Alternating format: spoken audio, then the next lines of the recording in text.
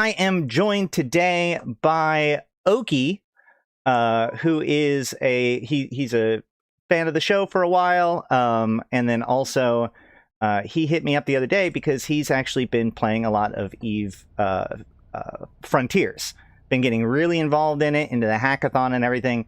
And as people who've watched my show know, Frontiers is definitely one of those things I've been trying to pay attention to and keep track of, but like with all sorts of things with this kind of tech and whatnot, like it's a whole alien world. So things like the hackathon and stuff like that, like even with my programming experience, it's been kind of opaque from me as an outsider to get an idea for that. So when Ocki messages me and lets me know that he's been involved in all this stuff, I immediately be like, hey, can you come on to my stream tomorrow and talk to me about all this stuff? Because I need insight and information. And to his credit, dropped everything and was like, yeah, I totally can be here tomorrow. So here he is. Thank you so much for being here, Ocki. Thanks for having me. It's exciting to talk about EVE and Frontier.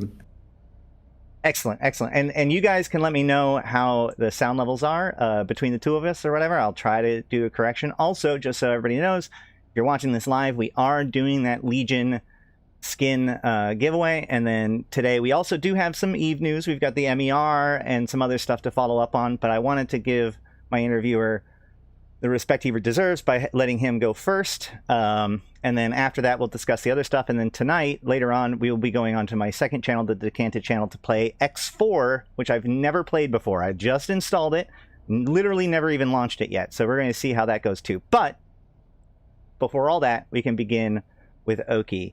So let's start. So you've known, you were saying that you've been watching the channel and stuff for like since last year, right? Probably even longer than that. I think when I first found you, like I've always known about the channel, but I didn't watch stream, regularly. Up until about 2014. Maybe even 2024, maybe even 2023. But then sort of when I moved over to Frontier, that sort of, took all the attention and time. So. Okay, great. So you started, so you've been part of this whole thing. You come from the EVE side of things. You were interested in the EVE side of things. You started watching my stuff, but then you got into Frontiers, and it basically shifted all your attention over to Frontiers. Is that fair? Yeah, so maybe I can do a quick run through of my time with EVE and then how I ended up where I am now.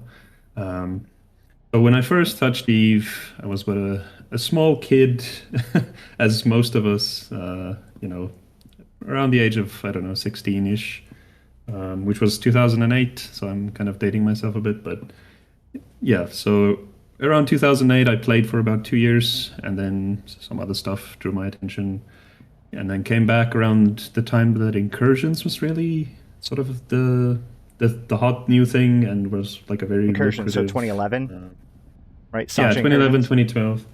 Yeah, and so I ran, I worked my way up in TDF at the time, for the armor fleets.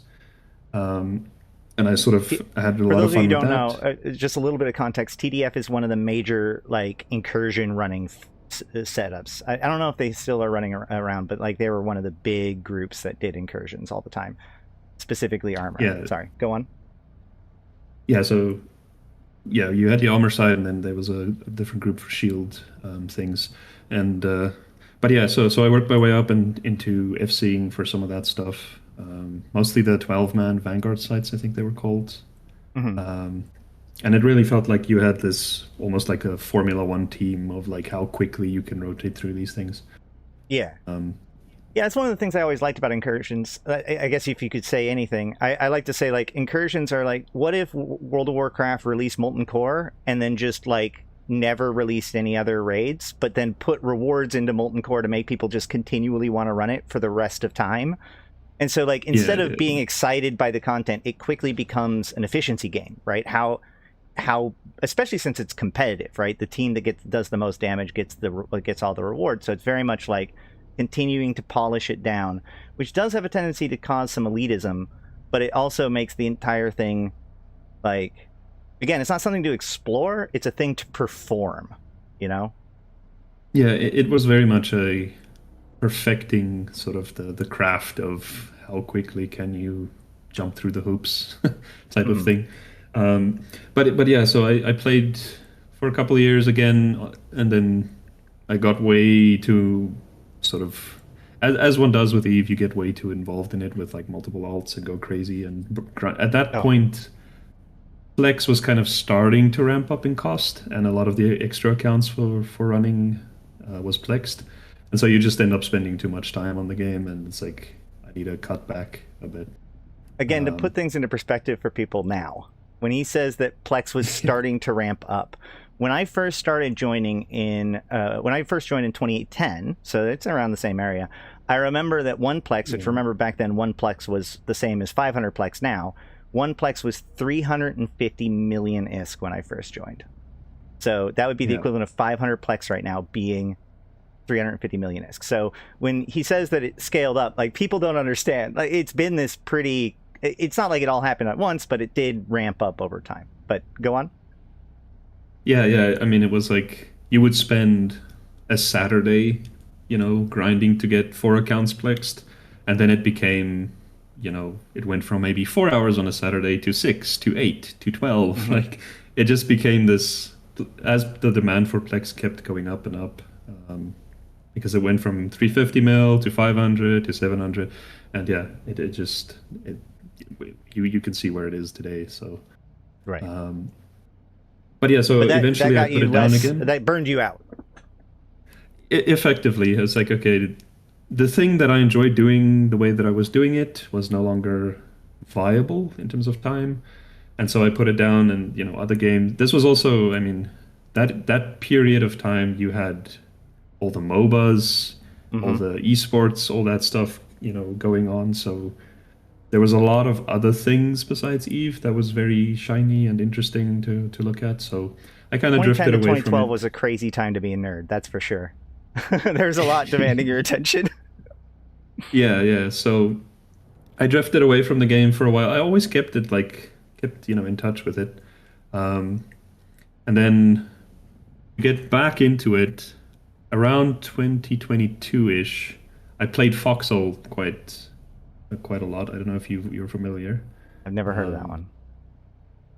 Yeah, so it's basically like a warfare red versus blue type thing, sort of an isometric shooting game. But you can, if people are interested, you can go take a look at that. I think there's a lot of interesting things design-wise that game also offers. But and in Foxhole, I met a bunch of guys that was like, we're tired of Foxhole, we want to go and play Eve. So they invited me back, and it's like, okay, I haven't played in a bunch of years. If I can recover my accounts, then I'll pick it up again and go from there. So this is 2022, you said, right? Yeah, so this would be about 21, 22. So that's like right in the middle of scarcity, when everything's changing, everything's being shook up, everybody's mad. Yeah. So as I came back, I mean, they were already playing it. They kind of were in low sec for a long time, and then they moved to null to join one of the small alliances in Winterco. Like, all this stuff, I was not, I just came to play with some buddies, so I had no idea what the politics was at the time, the situation, any of that stuff. And I sort of just jumped back in. It's like, okay, I guess this is sort of, I recognize these groups, I don't recognize those guys. And yeah, I spent about 2 years or so in null, during which time I got involved in Eve again, and all the content creation and keeping track of things and watching things regularly. So that's kind of when I started popping up in your chat. Sure. Yeah. So how do we go from that to Frontiers? Were you like an early adopter of Frontiers? What originally caught your attention with that? Yeah, so funny enough, in the Winterco Discord, someone just dropped a link to Project Awakening at the time. Just no explanation of what it is. Just here's a random link to something related to CCP. I don't even know if it was obviously like something CCP was doing. What could possibly go wrong with random Discord links, right? Yeah. What could possibly go wrong? So I got curious. Yeah, I got curious and took a look, and it said, Project Awakening, we're doing a hackathon. This was in phase 2, so this would have been 2014, like June-ish, I think. Maybe even sooner than that, maybe even March. Wait, when? But they were like 2024. Right? This was, 2024. I keep okay. missing that number. I'm pretty sure that we didn't have blockchain, let alone frontiers in 2014. Yeah. So right. So there's a hackathon. That caught your eye. Yeah. Well, the link took you there, and it says like we're hosting this thing. If you have experience working with this, Ethereum technology, this. So my background is in, software engineering, so I am familiar with your traditional way of making software, but that stuff was completely foreign. Like, everybody, was there during COVID with all the NFTs and all that nonsense. So that's sort of, from an outsider looking in, that was your kind of perspective of like, this mess is going on over there. I don't really get it, or I'm not involved in it in any way, but it's making headlines. And some video game companies are trying some stuff with this, but it's not really sticking. People don't really like it, or the way they're doing things is just not that good. So you have a background in software development, but you were never really big into the NFT craze or even the crypto craze up until this point. But you're like, I'm a software developer. Hey, this is a hackathon. That's kind of interesting. Okay, cool. What is your normal medium, if I might ask, when it comes to like software development? I kind of so my qualification is in computer and electronic engineering. Okay. So technically hardware is where I'm supposed to be, embedded systems, that sort of thing. But like, as most qualifications, there's more profitable things. So web dev, servers, backend, like the traditional stack of like development tends to be, that's kind of what I've been doing in recent years, but starting next year, I'm going kind of a little bit back to hardware stuff again with some new projects. Okay, very cool. So okay, great. It kind of moved around, but nothing blockchain related. Oh, that's fair. So, but back to the story though. You see Project Awakening, you see there's a hackathon, and you're like, that's cool. Yeah. So initially, at that time, it wasn't apparent that this is like a CCP thing. It looked completely separate. Like it wasn't even. There was no branding, no nothing. So at the time, I was looking at it. It's like I don't know what these things are, so I put it down again. This was about phase 2, and then the original teaser trailer came out, which would have been in August or September of that year, and then I kind of put two and two together of like, oh, this thing I looked at, earlier in the year, this is what it was about, and then it was obvious to everybody that this is a CCP thing at the time, now Fenris. But yeah, so opt in at about playtest 4, which would be August, September of 24. And I've just kind of been going since. So you didn't participate in that first hackathon? No, not that very early one. We did participate in the one for 25, and our team did win that one. So I did to go to... Yeah. Oh, wow. Okay, great. I definitely want to jump into that deeper when we get to it, but for now we're still piecing together the timeline. But yeah. Okay. So that was very much a team effort of like 6 or 8 people at the time. They did make the group smaller for this year's hackathon, so we couldn't quite do the same group and projects we did back then. But yeah, 25 was kind of jumped into Frontier with.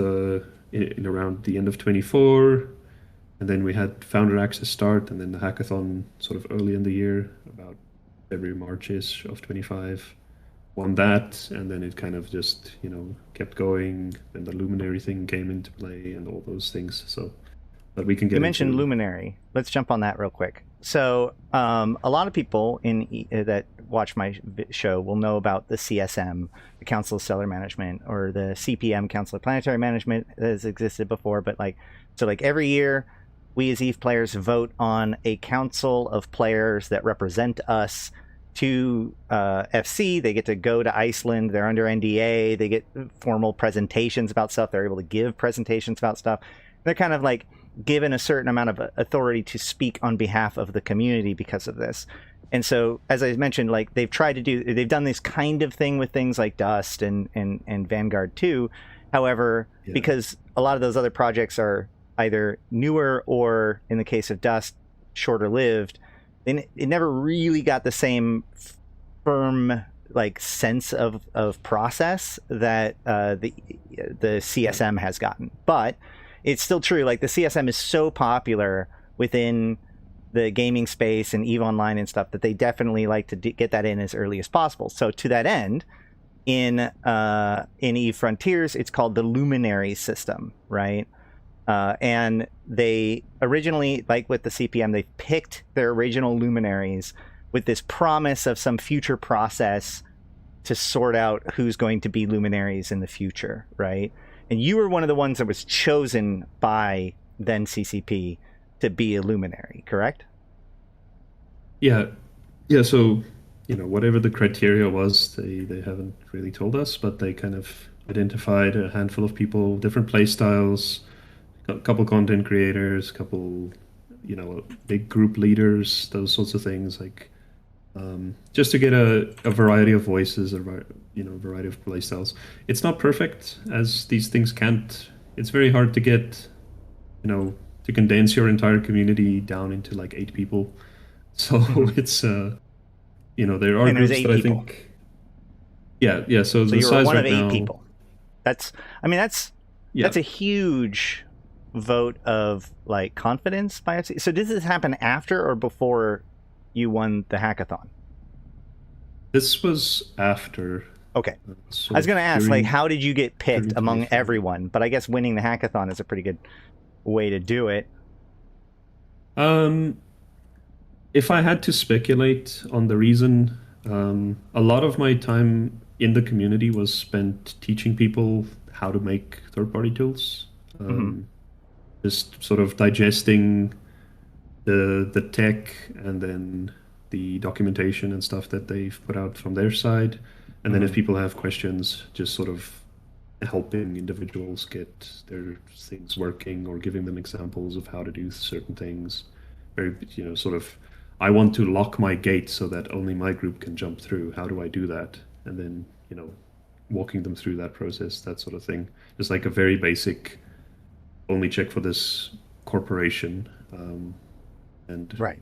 Only, so I think that's, if I had to guess, like I'm not sure, but that was where the majority of my sort of interest in the game has always been, is the builder side of things, how we can extend this world outside of its bounds. And it is true that there's a very, like, for as far as like a percentage of the population, there's a very active development community that is being supported by FC in the Discord and stuff. So I'm assuming that that's where you participate in helping people out a lot. Yeah, so that's still sort of the thing that I'm the most interested in. Obviously, the rest of the game, I mean, it still has to be a good game at the end of the day, right? Even if bunch of IT nerds can make things, like push a button outside of the game and it's like, oh, look, the fancy thing in the game is doing things. Like, that is cool from a sort of IT nerd perspective, but it still needs to be fun for the rest of the player base. And so I do chime in where needed on things like, design and things, if they request feedback on stuff, because they're extremely active, the dev team in general, of like asking for people's opinions on things. So then help me understand a little bit. Let's explore this a little bit, because I have a software development background, but again, like, this has all been so opaque to me. Like, this idea of, oh, it's fully extensible and you can make your own stuff, and like the promise of Eve Frontiers is of course incredible, but the question that I always kind of come back to is like, where is the practical, right? Like when I go into the game, I can just deploy the stuff that I can deploy. It's not like I can make a brand new type of building or some sort of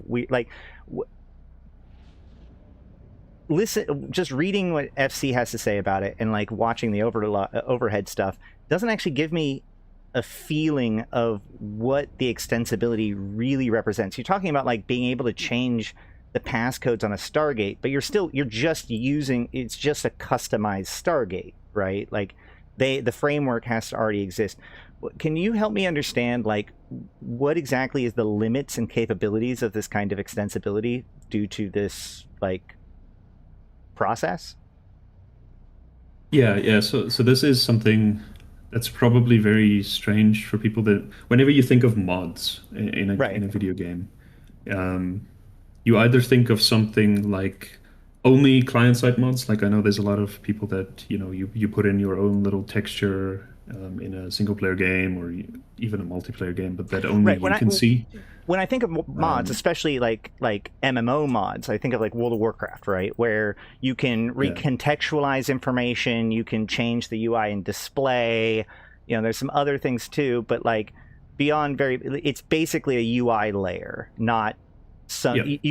You can't mod a boss into the game. Yeah, exactly. So that's sort of the thing I think a lot of people immediately go to when they think mods. It's either that, like client-side only stuff, or if it's like, if it does include server-side stuff, you're thinking about things like custom maps in Rust or in Gary's mod or something like that, where you install the mods on the server and then the client maybe downloads those mods when it connects to the server the first time. Things like that. This goes further. It's different than those things in that the mods you install, you publish them on chain, and we can talk a bit about why that makes sense to do as a technology. I've talked about that a lot too in the past, so that part doesn't bother me. Like I said, I just kind of want to know, like, what does it even mean? So keep going.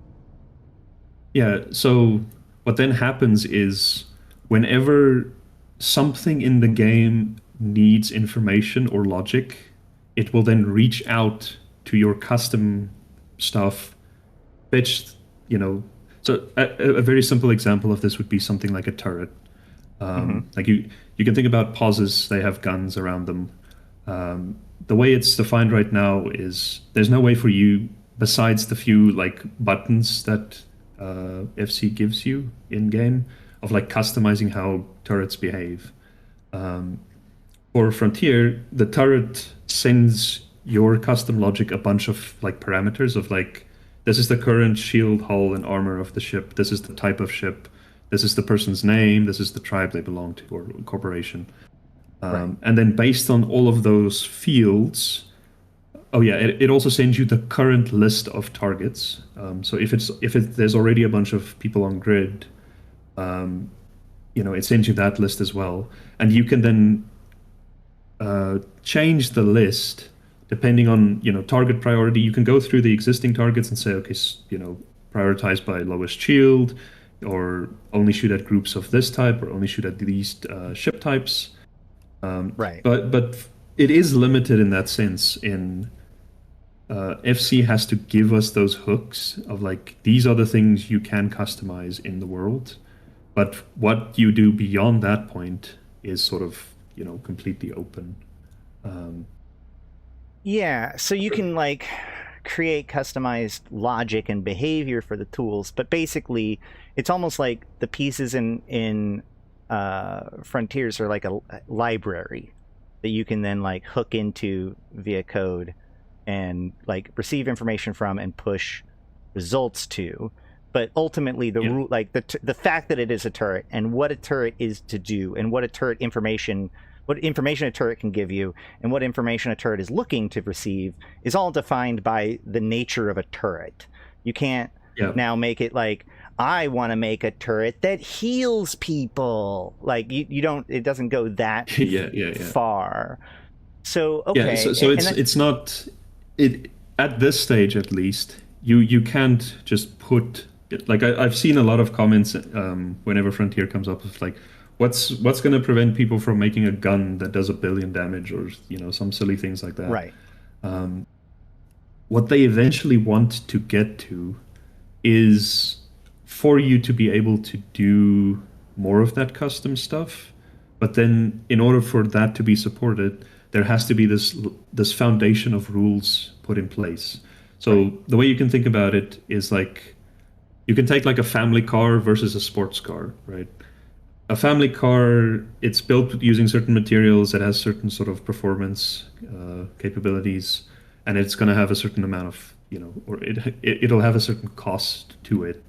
Whereas a supercar, it can go a lot faster, but it's using exotic materials, the price is higher, it can't run for as long, like all those sorts of things. And that's what they mean by like space physics being defined by the system, right? Like Basically what FC hopes to do is like define how materials work, how gravity works, how air drag works. So you can build a car, but you still have to adhere to the rules of physics, of weight and air drag, et cetera, but that's not there yet. Right now we just have, here's a car, and all that stuff is already baked into it, and you can like customize the paint or why the doors unlock.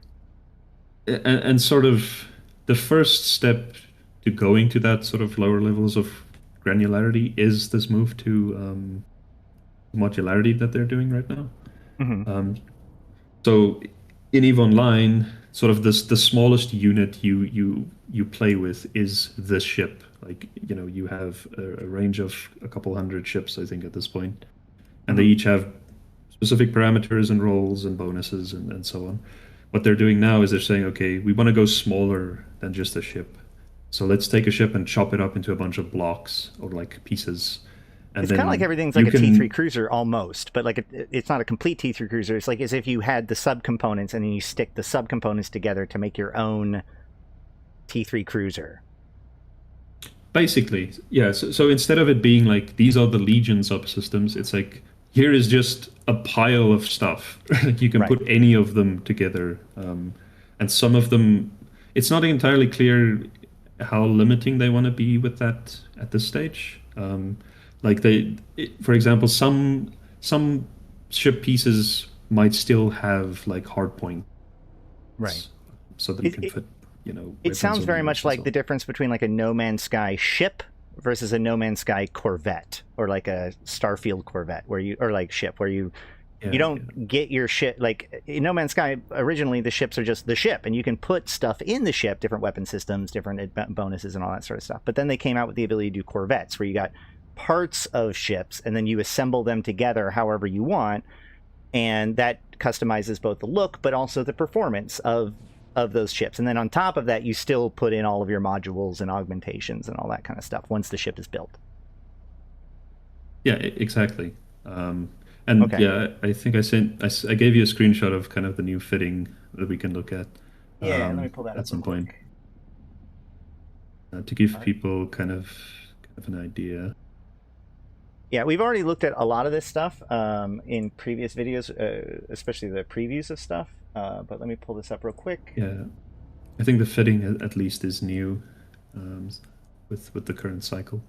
But yeah, so with cycle 6, they very much like moved a lot more away from sort of the way things were in EVE Online. This looks very much like a Mech Warrior, right? Where you have like parts of the ship, and then those parts of the ship have different things in space and stuff to put in it. Okay, but I want to take a step back for a little bit, because I want to see like where we're at right now.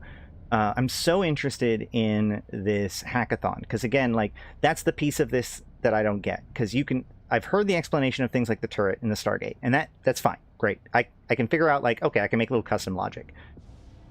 But how do you get from there to a hackathon? How creative did people actually get? And again, like I tried to like look into the different hackathon stuff, and like for some reason when I start looking at the actual implementation, like my brains can't go from I customize a turret stuff to kind of the stuff that people were talking about doing in the hackathon. So I guess let's start with what did you guys what did you do to win the hackathon?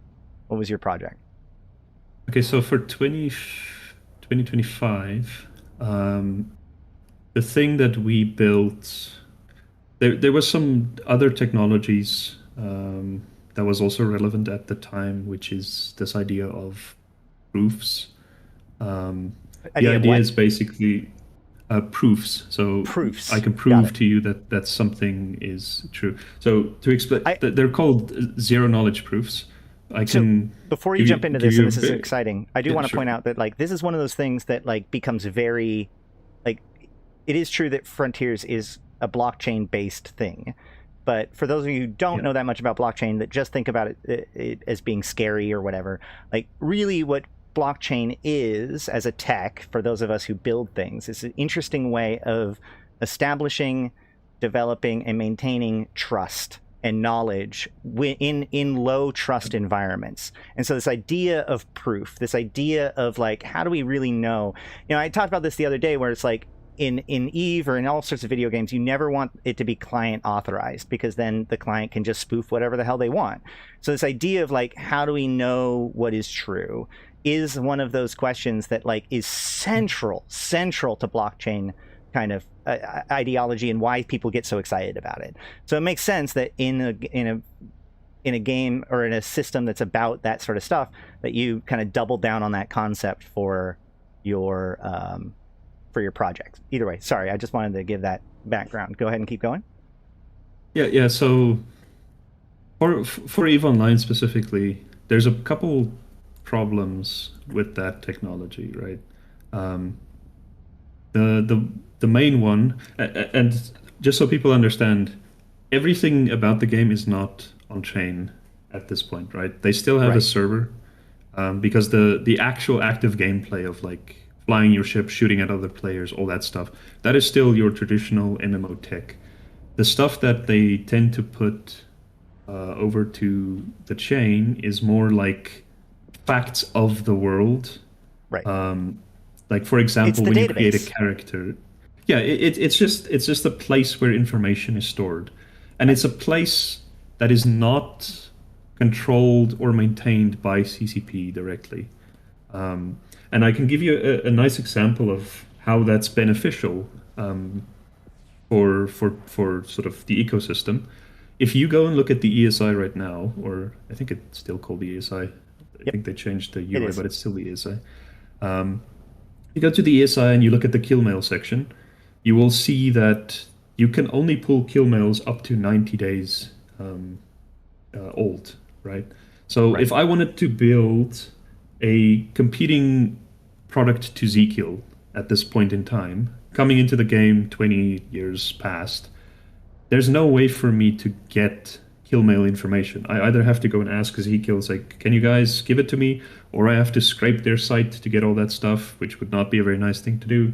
Or I have to try and get it from CCP or some other place, right? Like, as it exists right now, the way Zkill sort of aggregates kill mails across multiple people's tokens as they log into that website, there's no way for you to just have access to that history.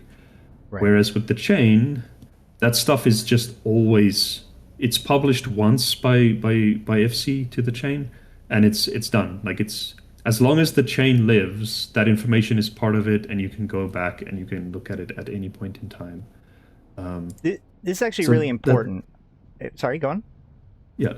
So that's just one example of, like, you know, there is a benefit to this sort of approach of doing things over just a traditional server. I do want to jump in there real quick, because I remember even back in the day when this whole blockchain stuff was first blowing up during the Not for Tranquility era, we did have a dev hop into my stream at one point and was talking about the fact that, like, even if they were to want to implement a blockchain kind of thing or an NFT kind of thing for EVE Online, it would be more to replace the ESI. Exactly what you're saying. That's actually one of the things that they were talking about. Although his example wasn't Killboard, it was like, well, a good thing was like around this same time, the ESI was getting hammered, and so specific endpoints were actually being taken down. One of the big ones was the market endpoint had to get taken down for a period of time because there was so much transactions with it, and even as a developer, there's all these rate limitings and all that sort of stuff because they have to host the server. The server has to handle all these different requests. By putting it on a blockchain, by putting that data on the blockchain, they're kind of outsourcing the infrastructure of that data. You no longer have to come to a centralized point for that data because it's distributed through the blockchain maintenance system already. And so it already handles some things like load balancing and, you know, that kind of stuff. And so like even then they were talking about, hey, what if we put some of the data that like comes from EVE Online in a public ledger like a blockchain? That would be more of a value than having NFT tokens be part of EVE. They said that even then. And so this really said like that is really the big promise of Frontiers, is this idea that like the data is not like the rules were originally set up by FC, but in the end the data is maintained actually external from FC on the blockchain, and therefore we're all kind of working with that. We get to kind of hijack that infrastructure to our own benefit.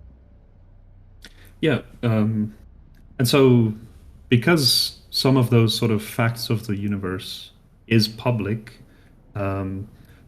this is one part of the problem that they're sort of having to solve. Is everything you put on there is inherently public, but in EVE you still want some things to be hidden and secure, and sort of, you know. And I can give you a funny example of that from sort of past cycles.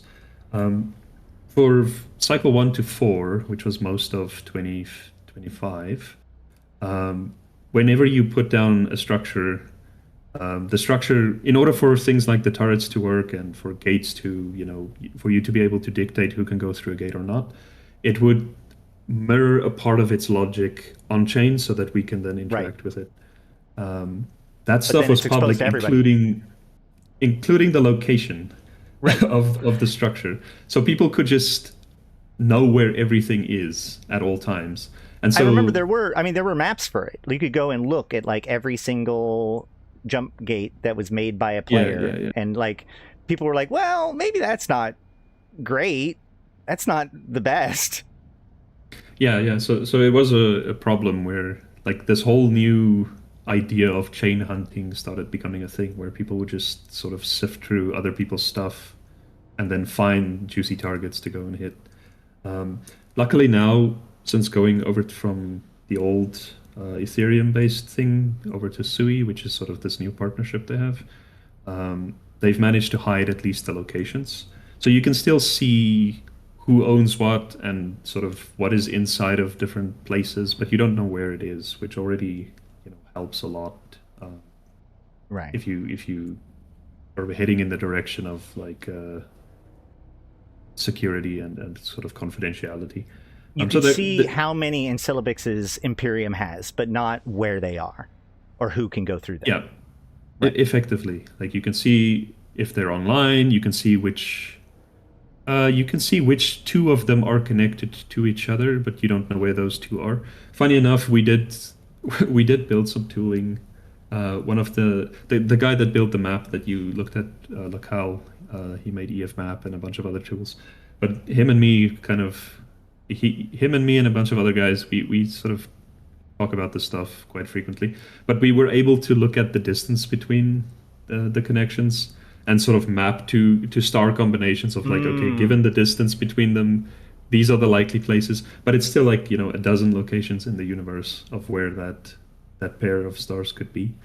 That's so cool. I mean, I don't know, that sort of stuff gets exciting to me. Although it does bring up the point that like the stars actually move around though too. So you could actually track it over multiple days, right? And then see the differences within the thing and be like, oh, this pool of 5 now gets whittled down to 1 because they were this distance before and now they're this distance, and that only corresponds to these stars, right? Could you theoretically do that?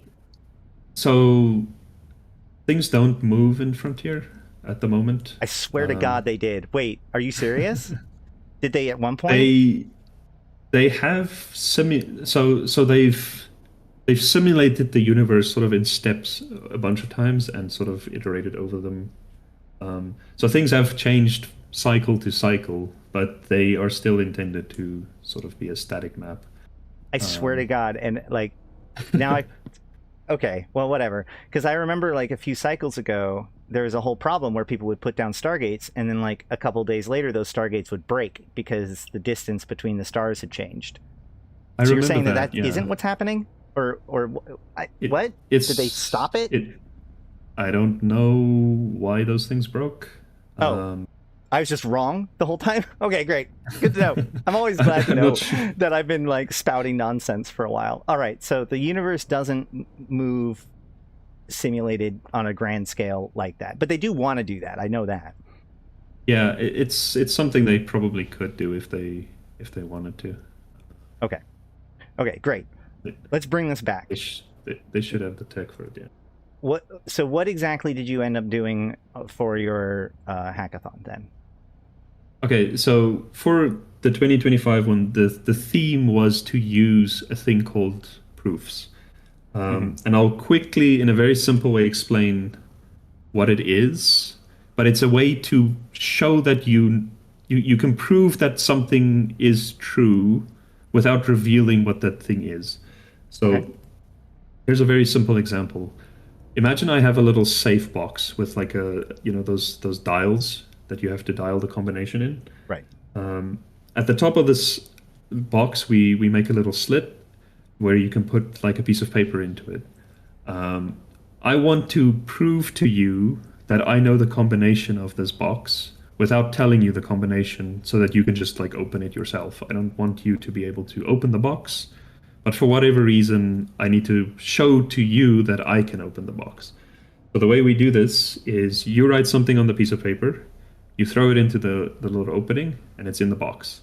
And then I turn my back to you, I fiddle with the thing, and I open it up, and I tell you what's on the piece of paper, or I give you the piece of paper back, or whatever. So now you know at least I've opened this little box once. But that might be a fluke. Maybe I guessed it. I understand. So like basically you can have an encryption key, right? And I want to prove that I have your encryption key. So you can encrypt a message, and then if I can tell you back your message, that means that I've proven that I have your encryption key without revealing what the key is. Yeah. Okay. Basically.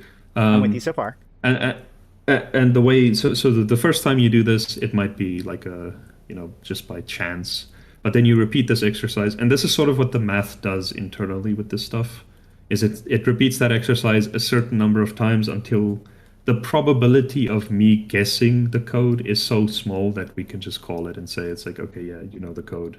We're not gonna, keep going with it. But at no point did I tell you what the code or the combination was. And so the way we used it was as part of sort of a shared storage system where you want only people that have contributed to the storage should be able to remove things from that storage. But people don't necessarily want to reveal how much they contributed. Otherwise it becomes a whole thing of like, you can only take this much stuff because you only did this amount of work and yada, yada, yada.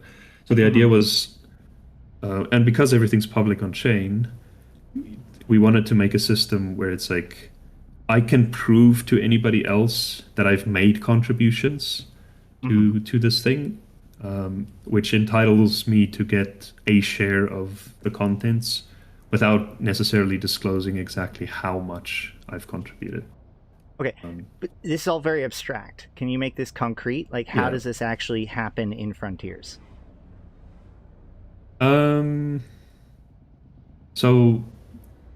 the way you would do things is it would just be like a UI interface. I wonder if I can still find. Well, so is there a box in space? Yeah. So physical okay. So currently there's 3 sort of assemblies that we can play with as sort of third-party devs. 2 of them we've already mentioned, which is a gun in space. It's like you can control who gets shot. The other one is gates, so you can just control who's allowed to go through. And then the last one is just a box in space. Right. And you can control when people put things in the box, then decide what happens, or when people take things out of the box. And so the box is the most interesting one because it's the most, you can do the most things with it, right? You can have shared storage where it's like, okay, you have to put in a password, and once you put in the password, you can take things out of the box. You can do an arcade machine where people put in a fee and they play Snake or they play Space Invaders or whatever you want to do, and then if they get a certain score, they can take things out of the box. Like there's all sorts of... So you can create your own like whole UI. So you could be like, I've rebuilt Minecraft in Frontier. And so you go up to my box and you open it up and it like opens up another window and there's Minecraft. And if I beat the Ender Dragon, then that allows me to pull out whatever's in the box. Like obviously that's very difficult, but like theoretically speaking, that would be like an extreme version of what this could actually be. Yeah, so to give you an idea of that, if you go to that last link that I showed you, which is sort of the community gallery link, I don't know if you can click on any. I think you can probably click on Cradle. Cradle is still active. Which one? The community gallery link didn't send me anything that I could actually like pull up that I found, but either way, okay. So we have a box. You want to be able to prove that people have put things into a box without maintaining a list of all the people that have put things in the box. You want a person to be able to prove that they are one of the people that have put things into the box without revealing what they did put in the box. That's the challenge, right? Basically, that's the idea, is if you've contributed to this thing in some capacity, you are entitled to, a share of it. You can think of it like, let's say people do a mining op, and you want to just give everybody an equal cut that showed up to the op without having people say it's like I deserve 50% because I did 50% of the work, that sort of thing. You just want to, like, you can say, okay, everybody that shows up to the mining op, you can get a ship that's fitted, regardless of how much contribution you necessarily made during the op. So that's sort of something you could probably use it for, where it's like, whenever you put stuff in the box, it gives you this proof back, and you can use that sort of piece of information on a different system to tell that system's like, here is the proof that I participated in this activity, and that allows me to then... The proof.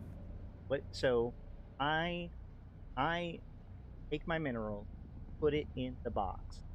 What exactly do I get back? How do I get... So in that specific example, there was this whole... That was sort of the technology of like this third-party thing that was partnered with CCP at the time, Fenris.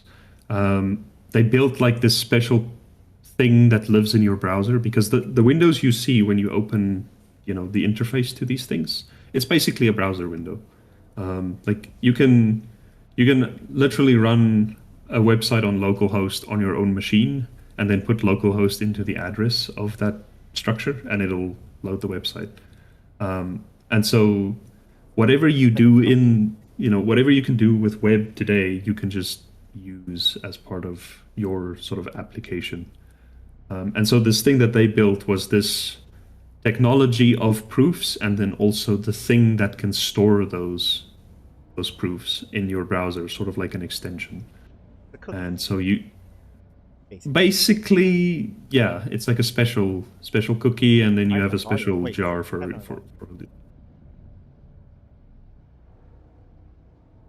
Is it me? No, my dog jumped on my lap, and then jumped off my lap, and in the process spun my gain on my mic. So I noticed that my mic was suddenly like half volume. So, but okay. So basically, they created effectively a cookie system that works within eFrontier, so that way you could store this stuff. Was that also on SUI? So you're practicing. So you're basically testing out this other service. Yeah. So this was back when things were still on Ethereum. Oh yeah, that's true. It was still on Ethereum. Yeah. So they wanted to use that technology as one of the ways to hide information. And so that hackathon, which was a lot smaller than this year's version, was sort of, can you do interesting things with this tech? Because we are interested in using it in the game. But before we really kind of decide what we're going to do with it, we'd like you guys to play with it for, some rewards. Got it. Okay, so this feels almost like a papercraft version of the playtesting, right? None of this is real. This isn't how it actually would play out, but we've gotten the pieces together enough so that way you can go through the steps of doing this and have it work, right? Like no one's actually claiming that it's working the way it should, but there's this kind of temporarily constructed system that acts the same, basically, right? That's kind of what the hackathons have been, is they will get to a certain point with this stuff and then give it to the community and be like, go crazy, go see what you can do with it. And so like a lot of the common stuff that was built this year, for example, is sort of infrastructure management dashboard type things where it's like, you can think of it like as if Eve's ACL systems existed outside of the game as a separate thing, right? So even right now, like I can log into a website, I don't have to spin up the game client, and I can add someone to an ACL list, or I can adjust a member, permissions somewhere in our infrastructure without ever touching the game client. I can do it on a phone if I wanted to. Right. And rather than like an API, like you can do stuff with ACLs, I think, with API, but that would still be pushing it to the main database. This is actually different. This is you're using an external tool that the game reaches out to and respects. Exactly. And it also means that, like, for example, if we keep going with this ACL idea, those endpoints that you're referring to with ESI, those things have been defined by FC, and that's like the only, there's restrictions. And I mean, they're changing a bunch of that stuff now with the changes they're making to nullsec.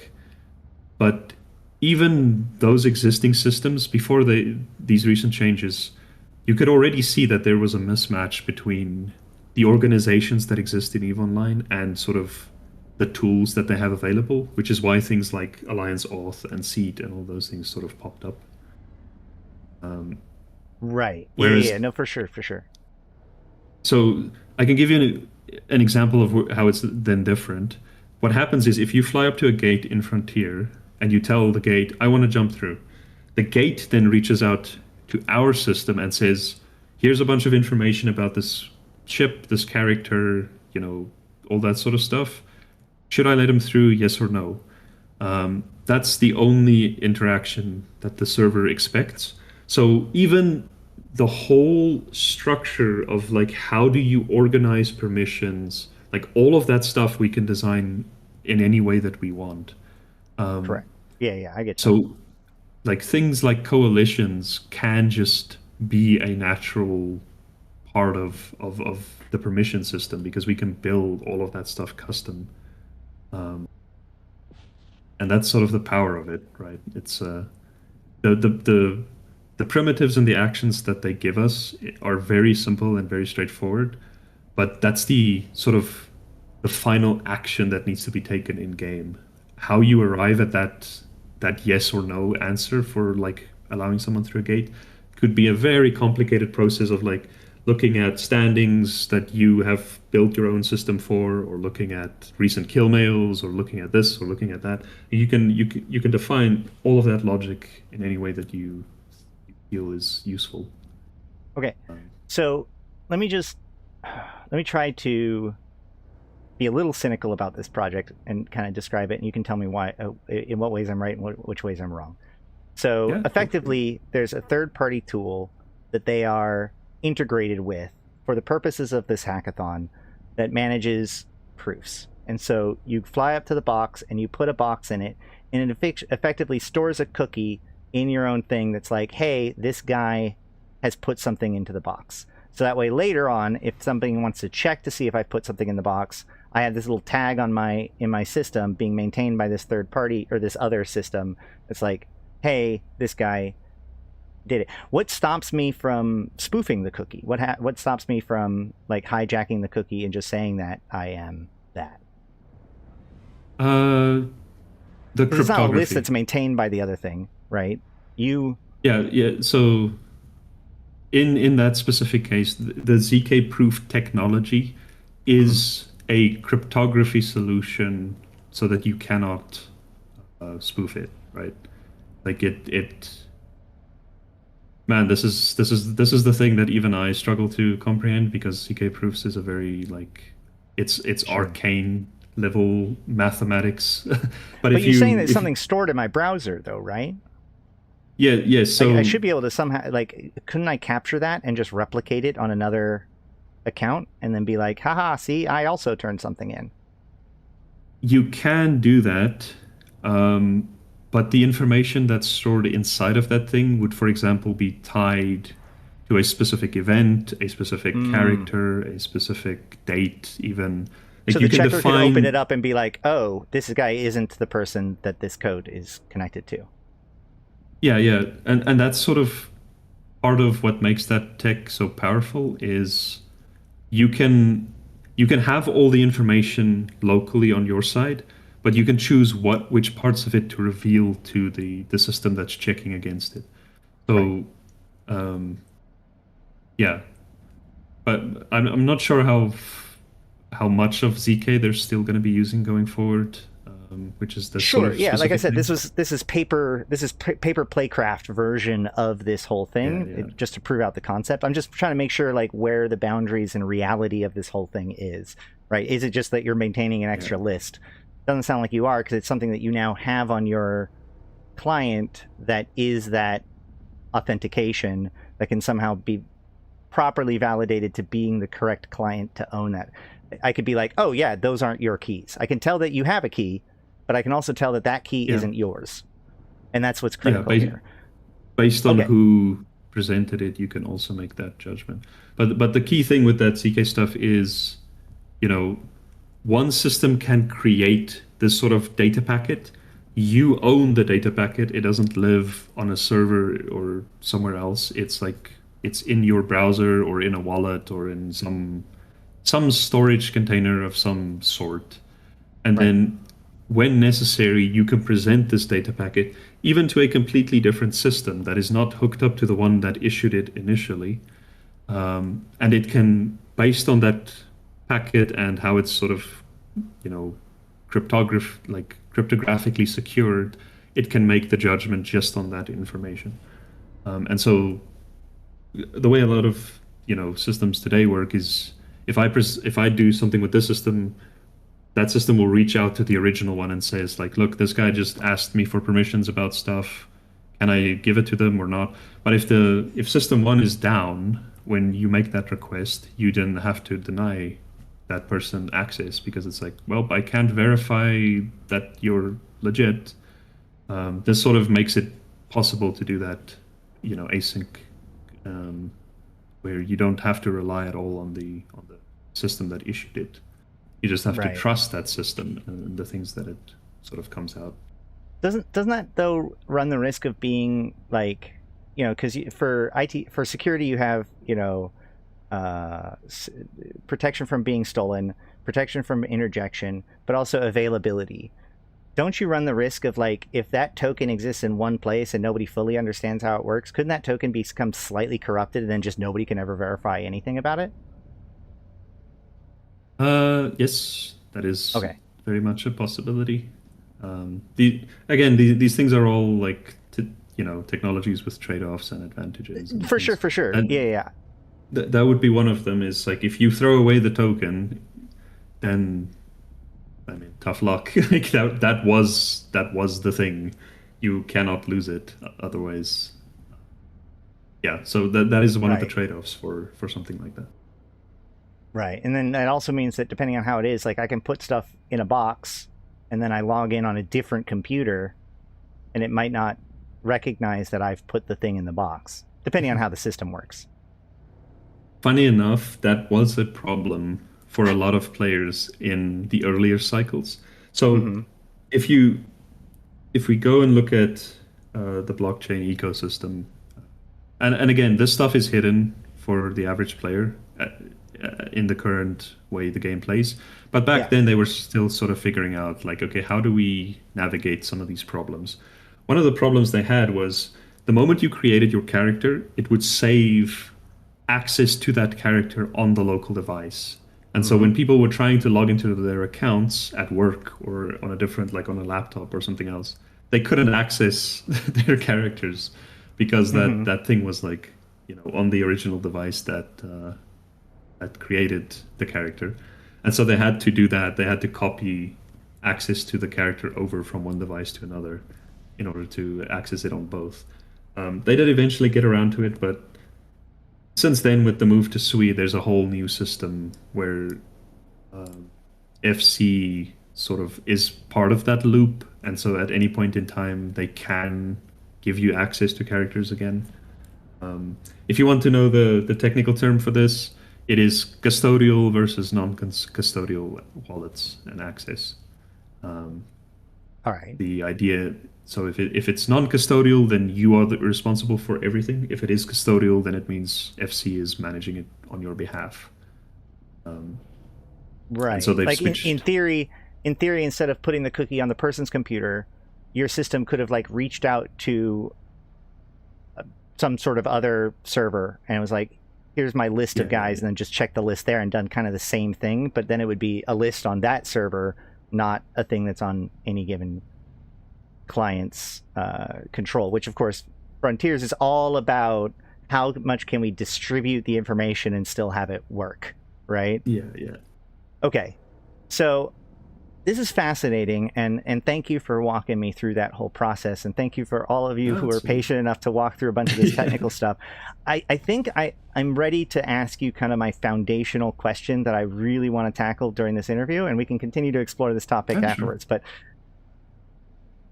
do you believe in this? Like, they talk so much about their promises of what it is, and like the further they get into like the space physics and their idea, like when they talk about their ideas for this whole thing, it feels like it's a very different thing than what is actually in front of us.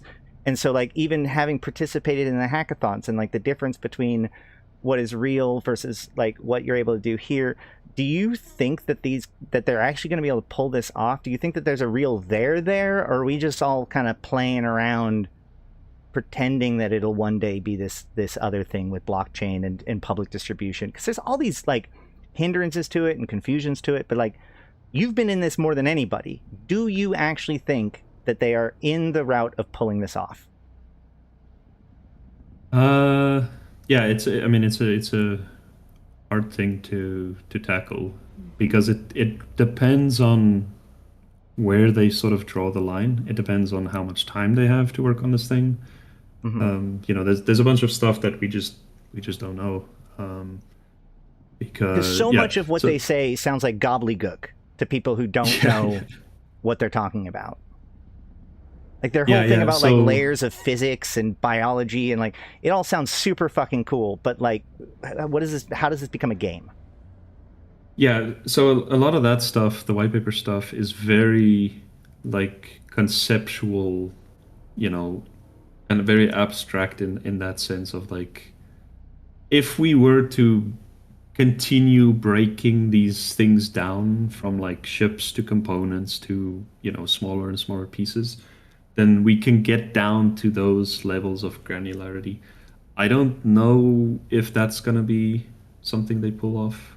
Like that's the thing that stuff is so like out there compared to what the reality is of making a game, that it's sort of the stuff. It's like, okay, I can see this being sort of a compass for you guys of like, we want to go in that direction, but it's not the map of like, this is how you get from point A to point B. That is sort of being figured out at like a 6 month to a year's, sort of cadence. But all that stuff for example, in the white paper, it's like, it's more of a compass of like, okay, that's kind of where we want to go, but I don't know how it's going to materialize necessarily. But like, so having participated in the game jam, did you walk away from it feeling like these guys, this is working, this is something that's good, that you're excited? I mean, obviously you're continuing to be part of it, but like, did that make you feel stronger about this idea that we're going to make this extensible universe that people can build things in? Or are you like, man, these guys are trying, but I don't know. Like, how confident were you, having gone through the hackathon process, that they're going to be able to deliver on any kind of level of this promise of an extensible universe? If they just kept iterating on the game as it is now, I think the gameplay and sort of the idea of what this game is supposed to be, which is like a survival sandbox game. I think even if they don't sort of expand even further into the third-party stuff, then as long as that's good, there's probably going to be, players. But the real potential kind of lies with opening up more of those hooks to the outside world and letting people sort of plug into them. And I can give you an idea of why that would be cool to see. And again, this is sort of me just thinking, a couple of years ahead, like what would be possible if we had access to these certain things. So if you look at EVE Online, you have something like SRP, right? A lot of organizations, big and small, they sort of have an SRP system. A lot of them use something like an Alliance Auth, or maybe, I know FC has kind of developed their own version of it in recent years. But the majority still have an established process of like, this is how we kind of process a kill mail and do a payout. Right. Most of that process exists outside of the game by looking at a kill mail, and then the kill mail's value is sort of calculated based on market sort of pricing.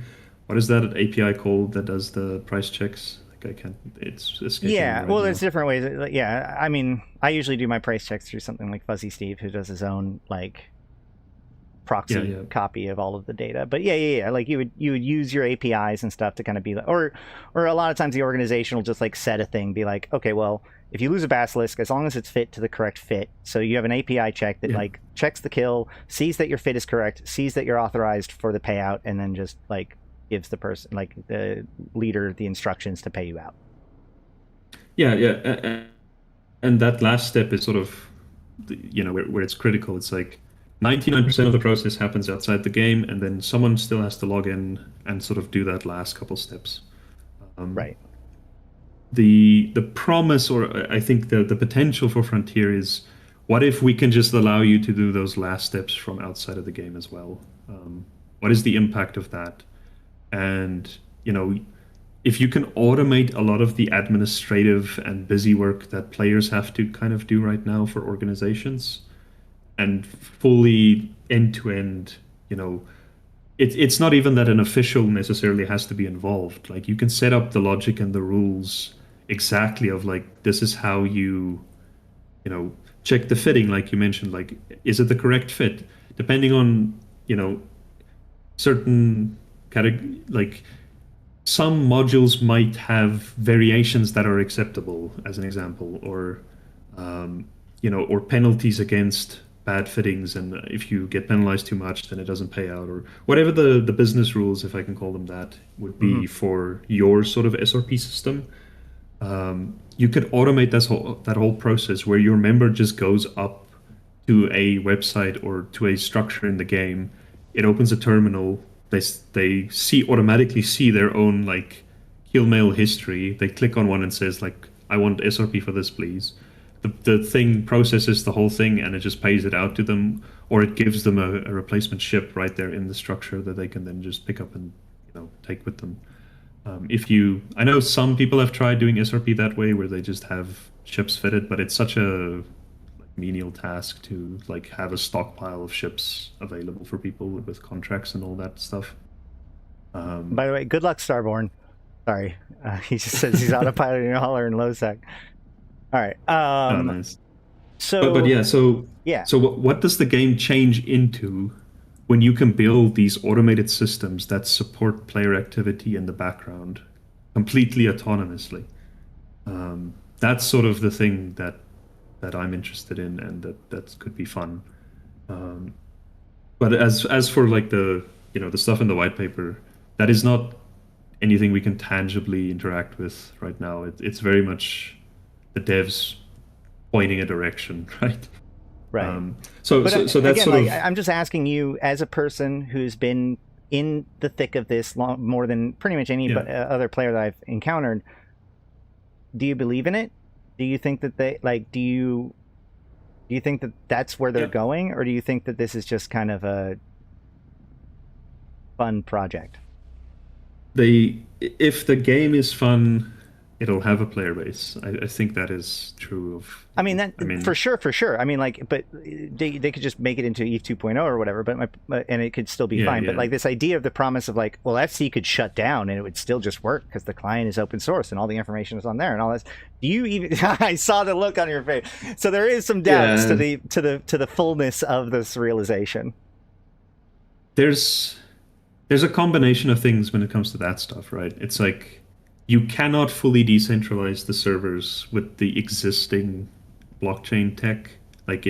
There's latency, too cumbersome considerations. There's the scale of things used to be a problem. You simply cannot pump all of New Eden, for example, or all of Tranquility through those systems fast enough. It would not be able to support it. So and furthermore, in part, they are also betting on this technology improving over time. And, basically the long bet for them is 10 years, 15 years down the road. It's we can now decentralize everything because the stuff has gotten fast enough, or, can handle this sort of scale of traffic and processing requirements. Right. Well, so even in your example, right? So there's an SRP. The rules behind the SRP would be stored on the chain. But the transaction itself, the individual transaction of the person, of it going through the calculation and paying out the person, that may or may not be, that probably wouldn't be its own entry in a chain, right? That is a separate kind of data. There's the rules, and then there's the logs. Yeah, effectively. Well, you would. Let me think. If I had to build an SRP with the current things that we have, what would be the way to do that? So you would go up to the structure, you would interact with it. It'll show you a website in the game client. If you've played Frontier, if you've interacted with storage units, it's sort of like that. You have a little browser window that pops up. It recognizes your character. It shows a bunch of stuff. So let's say you have a list of kill mails. You click on the one. It's okay, I want this one redeemed, please. What happens in that moment is your game client sends a request to the chain and says, redeem kill mail or something like that. It makes a function call, basically. It's it goes to make the call, and here's the arguments, and it passes the information to it and receives a response. So and then all that stuff happens in the background, and then what would happen is those systems that we've built in the background would tell the storage unit, move this item from the group's vault into this person's personal storage, right? So that is the game. You can send instructions from outside of the game into the game and tell it to do things. By closing that loop makes it automated, basically, without a person having to log into the game and then physically move the item from the group storage into that person's hangar. For sure. And that logic is the part that makes it a mod that isn't local but is global. And so the logic being on the chain makes sense. But here's another good example. So there's a rat, right? The stats of the rat could be on the chain, right? So that way it just pulls from that. Whenever it needs information about the rat, it can pull the information from there. So that's why it's stored there. But the fact that there is a rat in that location is not something that's going to be just stored on the chain, because that's being updated all the time. And every time you shoot at that rat, the much damage that's done, all that sort of stuff, that also wouldn't be stored in the chain. That's just a log of the event that has happened. So that's my biggest concern about this whole idea of like completely away from FC, where it's the idea that like, well, sure, you have the laws of the universe, but then there's the things that actually happen. And that is also important to be on a server. So at some point, like that's still going, like the actual running of the universe is likely going to need to be somewhere. And that is exactly how it exists right now, right? So facts about the world, including how to perform actions, because that is technically like that's what the contracts is that we write, right? It's if you think about what the original purpose of this technology was, it was a ledger, which is just it's a log of transactions that happens, you know, person A, take it from this wallet, this amount, put it into that wallet. That's all it used to be. And then it evolved into what it is now, where it's, well, we can do the same thing, but with a function call, right? Like a function call is technically also, you have inputs, you have something is done to those inputs, and you have an output. And you can put that on the chain as well. So that's sort of how it exists. The nice thing about that as well is if I write this logic and I publish it, I don't have to then host anything for that logic to be available to the game servers, right? So that's also one of those nice perks of the benefit of the tech is like you publish once and it's like it's always there for the game to reach out to at any point in time. Right, and that's the thing that I keep coming back to when I'm trying to like understand where we're going with all this, right? Because like, so as far as the promise goes, it should be like, okay, well, FC server shuts down or whatever. Like you just download the server client, the server information, and you start running your own server. In theory, that should actually not just be your own server. It is just the server because you're all pulling from the same collective information. That's not necessarily the case, obviously, because the actual like runtime of the environment is still being managed by a server. So in this case, like right now, if you were to do that, you would have two different servers with two different people actively connected to them and in different locations. But like if I put down a Stargate in one universe, it would automatically be put into the other universe because they're still pulling from the same backing data of that kind of stuff. Is that pretty much what would happen? Yeah. So the way, and that's kind of where they are now with this, right? Right. You still have the same tech and server infrastructure and all that stuff that was inherited from EVE Online, and that's where the game kind of plays out, right? We still have, they've upped the tick rate to four ticks per second instead of 1. It's actually variable. They can ramp it up to 60 or 80 now if they want to. We'll see. Like that's the nice thing of the two games sharing this platform as well, is like some of that stuff can trickle over to EVE Online as well.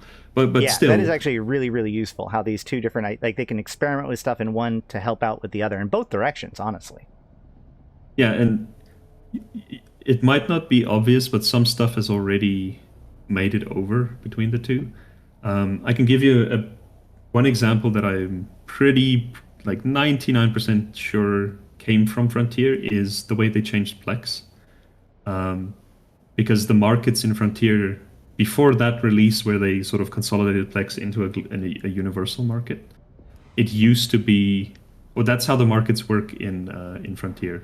So they made that change in Frontier where all of the markets across all of the regions you could view from anywhere, and then not long after, behold, Plex now functions in that exact same way.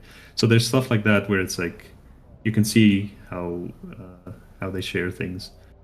Sure, I very much agree. Like a lot of times we talk about the tech, right? Like the upgrade to Python, right? That we've talked about that as being like them working on it on Frontiers can be potentially useful for EVE Online as well. But what you're talking about also is like design stuff. There's so much stuff that is like a part of EVE, and I think back to like Blackout and really all of Scarcity, where it's like for years we argue about whether or not nullsec should have local, but we can argue about it in the abstract all we fucking want, and until they actually like do it, do we have any idea of what the real ramifications of it is? So in the same way, like whenever anybody says like, oh, we should just make it so ganking is no longer allowed in high sec. I can be like, have you seen Eve Echoes, right? Eve Echoes allows them to experiment with certain things, and we can see the practical effect of those decisions, not in the abstract. So in the same sort of way, like, they could experiment with something that wouldn't be acceptable on its face by EVE Online players, and then it just ends up being no problem at all, or even beneficial to EVE Frontiers. And so it's like, well, okay, turns out we don't need insurance, or, you know, whatever it is, right? Like, and that's pretty cool. Yeah. Probably the biggest, like, there's a couple mechanics that if they ported them back to EVE Online, it just breaks the game entirely. Fuel might be one of those things, but I think people could adapt. It would be very annoying because it's very much something that's always on your mind when you're playing Frontier, in terms of, you know, how far can I go away from my safe spot and how can I get back? And sort of planning. There's a lot of like forward thinking of like, okay, I'm going to go here, I'm going to do this, and then make my way back, you know, on half a tank or whatever. That's one of them. The other one that would just completely break the game is the ability to hit stuff in front of you. The name is escaping me right now. But basically blobbing doesn't exist in Frontier. If my ship fires at something that I'm looking at, if you get between us, I'm gonna hit you. Yeah, like occlusion. It's not obvious. Line occlusion. of sight, there occlusion. you go. Yeah. Yeah. No, yeah. And let me tell you, of all of my moments in EVE Frontiers, the thing that strikes me the most was I was fighting this rat in a area, and he was wailing on me. I'm using my afterburner, and I get behind a rock, and I realize that this rock is actually stopping him from shooting me. So I shut off my afterburner, so that way I drift a little bit slower past that rock just to kind of build up some stuff. And then right as I'm getting out from behind that rock, I hit my afterburner again and keep fighting. But it gave me just that little bit of reprieve, and I was like, this is so fucking good. Like, this was such a good moment within the gameplay. I would love to see that in EVE. But this goes back to like what Hilmar said back in like 2019, where he would also love to see, that's one of the things that he explicitly called out. But he was like, I don't know, like, we would have to have a separate area of EVE Online that followed that kind of rules, and then people would have to transport themselves there potentially. And I think that a lot of that ideas became EVE Frontiers. I think to CCP or FC, EVE Frontiers really represents their place to be able to do the things that they've wanted to do, but they can't do with EVE Online because EVE Online already isn't that, if that makes sense. Yeah. Funny enough, you mentioned that example of like ducking behind stuff. That is one cool thing that we've seen. The other thing that was really funny that we saw before, and this is somewhere on a stream that Jotun did ages ago, but there was a couple battleships. This was back in Cycle 3 or 4 when battleships still existed. But there was a bunch of battleships just kind of hanging out in front of a station. And then Rooks and Kings, which were active at the time, I don't know if they still pop in now and again with the game, but they were really active in the early days when the game was still under NDA. And they basically brought in a fleet of back in the day, it was so centered around stations, like the actual, like, even though you had all the open world, all of your manufacturing, all of your control were based around these key stations, and that was a world that Rooks and Kings totally understood. So and then now that they've shifted more to the production to like player built colonies or whatever you want to call it, probably has changed over who is trying to seek control and who is trying to make a name for themselves right now. Yeah, maybe their interests are somewhere else at the moment. But just to finish that up, there was basically a bunch of ships sitting there, and there was a ship in front and a bunch of battleships behind it. They warped in with a fleet and started shooting at the ship in front, but because the shots missed and occlusion and line of sight still worked, they killed the stuff in the background by accident. So, That's like, so cool. You don't just hit, if you target a thing, it's not like your shots can go past and just vanish into thin air. They actually hit stuff in the background if your shots miss. Yeah, you're actually shooting a thing. To Simon, yes, we're talking about the Rooks and Kings, especially during that like mid phase of Frontiers, when it first started being Frontiers and being open. They definitely made a big name for themselves for control. But again, Ocki and I don't 100% know how present they are at the exact moment, but who knows? They'll, as soon as there's something to compete over in it, I'm sure that they'll show back up. Yeah, I mean, it depends if they're still interested or if they're doing something else. But no, it's Lord Maldor and his crew. They were quite a terror at the time in Frontier. So speaking of interest, though, I just want to ask, how much do you play EVE Online now?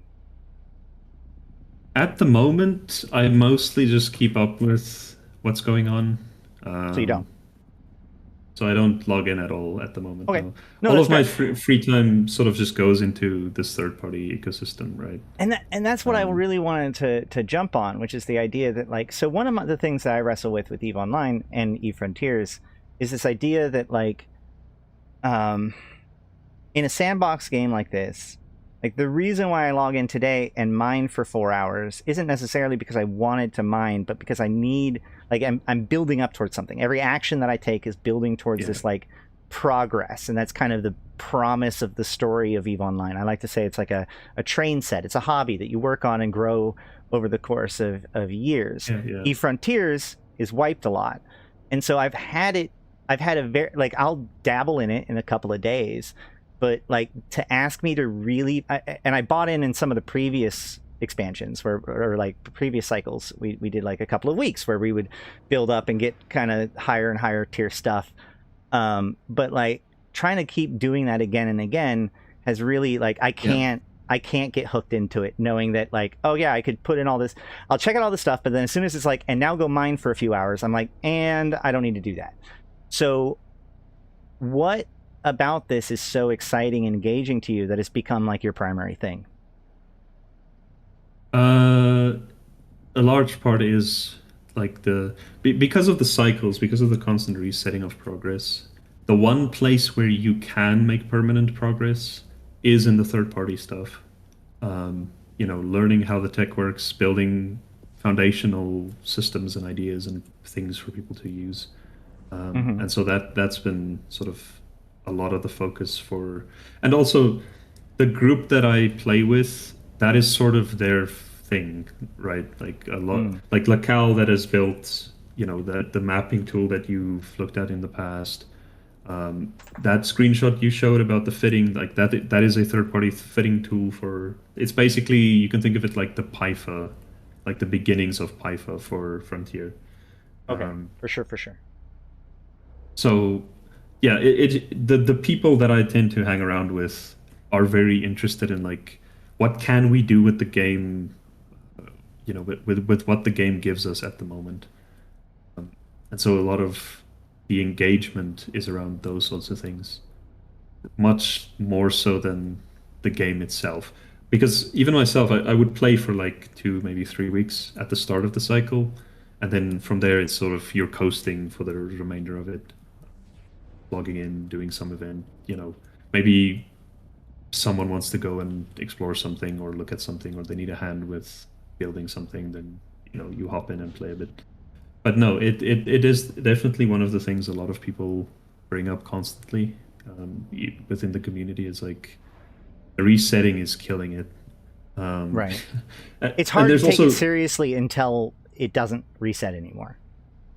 Yeah, and it's fine. Also, I mean, it's an alpha, so I mean, like, it's okay that people aren't necessarily taking it seriously in that sort of way.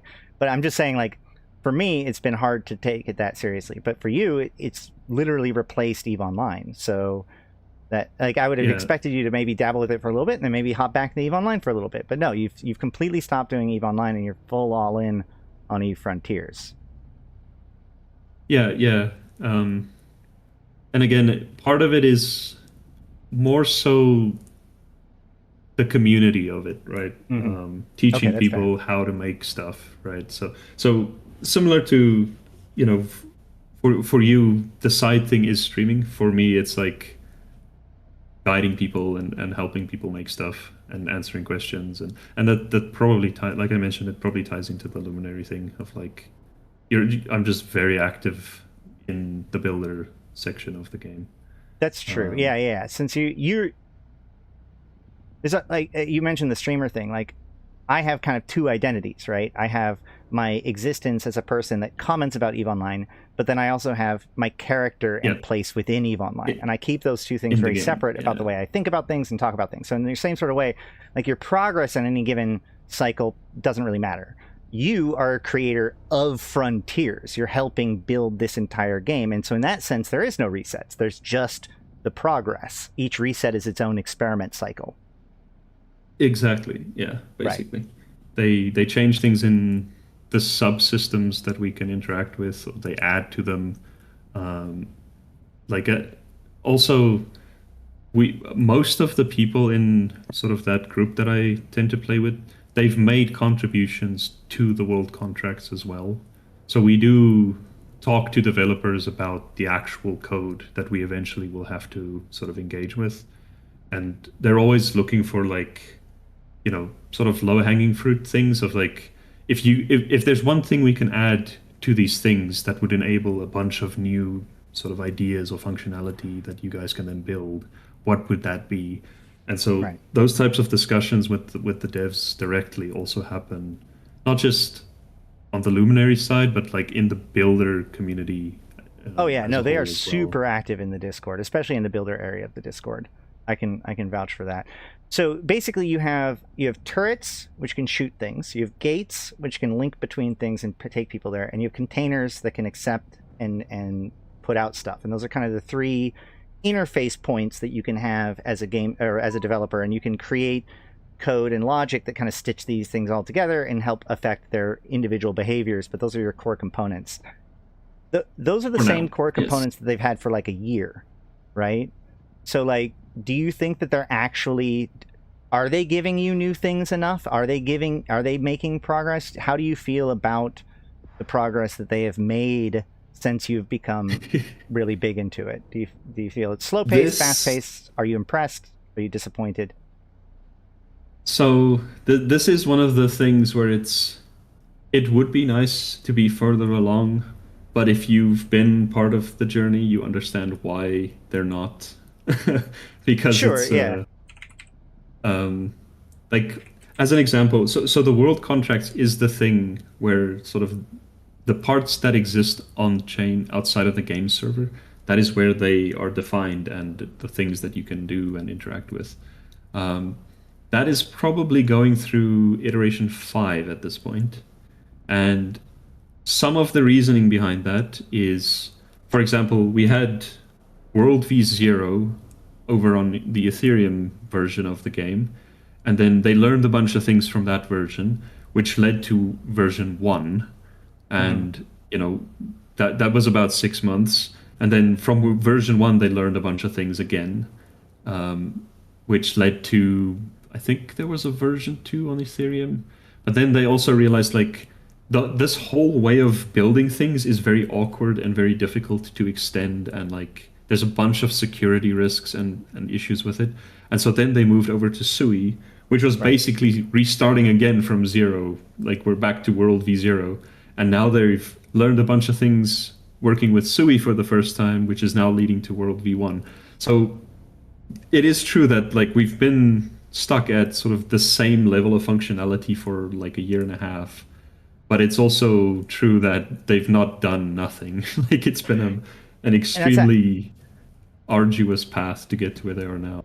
That's absolutely fair. And so, I always say development takes way longer and way more effort than most people give credit for.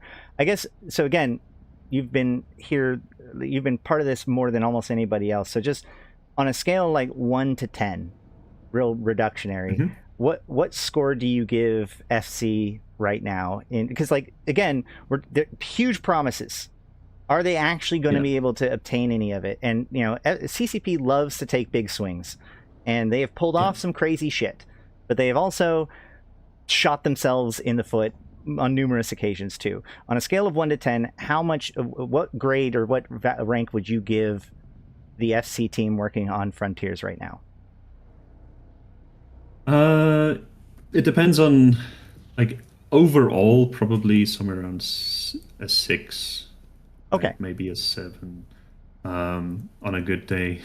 So you're not like, these guys are geniuses, but, you know, they're doing what needs to happen and they're plodding along. Yeah, like, it is... The main problem with this is that it's so much more than just making a game. Right? It's basically rebuilding the equivalent of EVE Online back when that started, plus this whole like ecosystem on the side with the chain stuff, plus a wallet that can then do the things that they need to do it for, you know, like the scope of what they're doing and sort of the cross-cutting disciplines that's necessary to pull it off is so much more than most video games, which you can argue is like, you guys are biting off more than you can chew sort of thing. That's what they do, though. But, like I said, like yeah. CCP does not take on logical, good, easy projects. They're always attempting to do the impossible.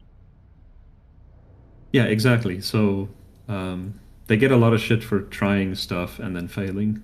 You can call it, I guess, most of the projects. I don't know if all of them have been like outright, these things just didn't work out properly. I think the vampire games was probably the worst of it. But the other ones, they've probably learned what they wanted to learn, or, you know, they got to a point where it's like, okay, we see where we wanted to go with this, and either the industry's not ready or the market's not ready. Like the VR stuff they did before, right? Right. It's like, yeah. The hardware itself just didn't take off, and so it doesn't matter if they made the best VR game that exists under the sun. If people don't buy VR gear, it's irrelevant. I mean, it'd be really helpful to let people know when you make your game non-VR compatible and actually like tell people about it, so that way people actually can get the game. I will never forgive them for that. It's true. People, and then there's also strange decisions, like the way Dust was handled was also odd, with like building it on PS3, and then the PS4 came out not too long after that, and so I was tuned in enough on that development, though, to kind of understand the sequence of events that kind of boxed them into a corner for that. It wasn't like it was their choice to do that per se. That's a long story in and of itself. But to try to recenter this back onto EVE Frontiers, though, who would you recommend check out EVE Frontiers right now? For this current cycle, like, so one thing I will mention is, like, they did introduce this evergreen, 5-day free trial. So if people want to see like where this thing is now, you could do that. And I mean, you can make as many, free accounts as you want going forward. But the crowd that I think gets the most value out of this at the moment is probably the guys interested in third-party dev.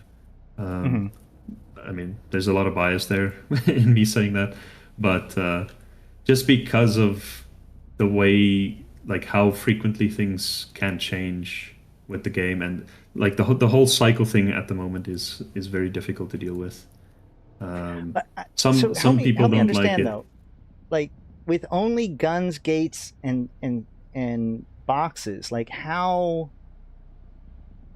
exciting is it to do stuff in the game? Like, how do you keep on finding things to do in it? Like, why is it not just like a weekend curiosity that you just shrug and go, oh, that was cool, and then like come and check it out a year later?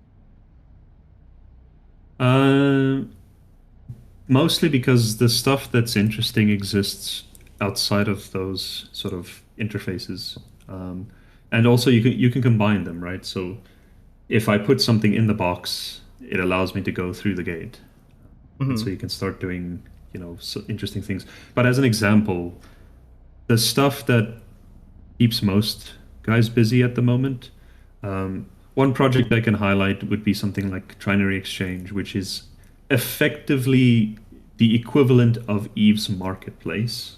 Well, the NPC markets, right?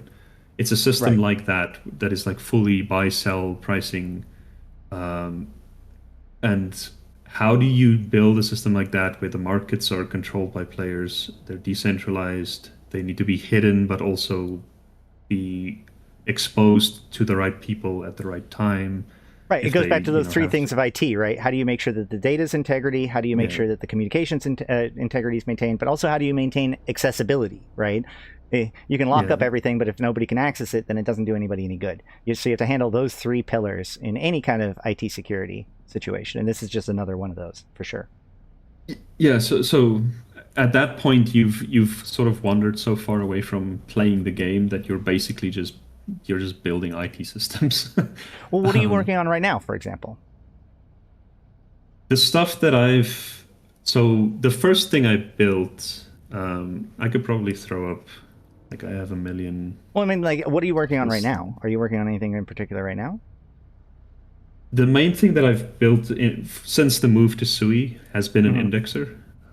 To explain sort of what that is it's a thing that monitors the chain and allows you to basically have all of the game's information in a neatly organized, like a traditional relational database, right? And so that's a very low level thing that you would then build other things on top of. So Mm-hmm. that was the thing that I finished initially. The thing that I'm working on at the moment is we do have a ESI equivalent, but it's extremely basic. It's mostly meant to give you dynamic information, such as tribes. Like whenever new tribes register on the system, there's a API endpoint you can call, and it's like, here's all the tribes in the game and their name and their description and all that stuff. I'm basically building a thing that puts that stuff on chain so that it's also available there to do things with. As a simple example, the stuff I tend to build is like the building blocks that other people would use to then build their stuff with. I'm sorry. I need to make sure I understand what you just said. Okay. So right now, when a person registers a new tribe, it's just like EVE Online, where like there's a new corporation or whatever, right? Yep. And so it's just like a normal database, everything's normal world, same exact as EVE. But there's an API for that, so you can pull that information. And so you've built a go-between that effectively scrapes the API, but then posts it on SUI in a way that is then accessible within what? What does that get you? So why would I want to have that information on chain instead of just using an API? The main reason they would want so that on-chain logic that we talked about earlier of like, I want to make decisions about different tribes or different groups or those sorts of things. In order for you to use any of those things in your logic, it has to be accessible, on chain itself. And so right, there needs to be a way to put that information in a place that makes it available to your logic. So if your turret wants to access that information, it can't access it via the API. It has to be on chain. So you're creating a structured way to make sure that data is on chain, so that way the tools that use the chain can access that data as well. And then this is the reason why I hooked into this, because this really does feel like more than just the boxes and the turrets and stuff. This is you building more of the game. FC has not put in this capability of accessing new corporations as part of the system, and so you've actually created an interface for it, and now anyone can now utilize that data, and you're just the guy that had now built the thing that takes it from being an old school database to parsed into tokenized, structured, accessible data. Is that assuming that is the basic idea? Yes, but there is an element of trust, right? Because I'm the in between, you have to trust that I'm not tampering with any of that stuff as well. And so people tend to build at least deploy their own versions of these things, similar to what people tend to do with like Alliance Auth. Right, it's very rare that one alliance would use Alliance Auth on someone else's infrastructure or servers or things, just because of trust. And so it's the same thing here. There's an element of like, as a builder, I am also trying to sort of cultivate a reputation of trust with other builders. Of like, this guy is doing things that benefits us and we can rely on them and their stuff is not like tampered with. But as you know, as groups start to take shape, they also want security. And so like even something like EFMap that I know you've pulled it up on stream before, so I'm assuming you've used it at times. You know, the guy that makes that belongs to a certain group, so there is a degree of optics there of like, can we trust this tool? Is it always going to be available to us? What happens if we end up in a war against this guy? Well, a good example of this from Eve is actually there was the like DScan parser. So you could go to a website and paste your DScan and it'll like break down all the information and all that sort of stuff. But then I can't remember exactly which one it was, but there was one of them that ended up being revealed that it was actually one of the Alliance's like Intel tools. So as everyone is posting into it in order to create their shareable links, they're also providing all of that data to the home system. And there has been actually rules about like what can be done with ESI tools now involving that kind of stuff, because I think largely because of that. But you know, it is definitely a concern. But like, if you created a parser,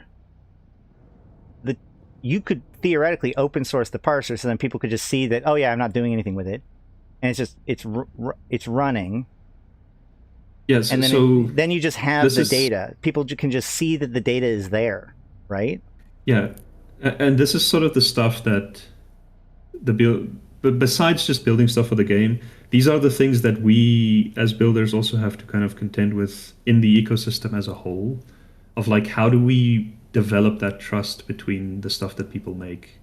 Because in the future, this stuff could directly control your assets and your infrastructure, and like, and so like, how do we keep bad actors in check? Because for us as people that want to build, you know, a third-party community and ecosystem, our incentives are aligned with the average player, in that we want to build stuff that is useful, and we want the average player to trust that this stuff is not malicious in any way and you know, is going to do bad stuff. And like, because as they hand off more control to the third-party ecosystem, emptying out someone's hangar, it starts to become a reality that could happen, right?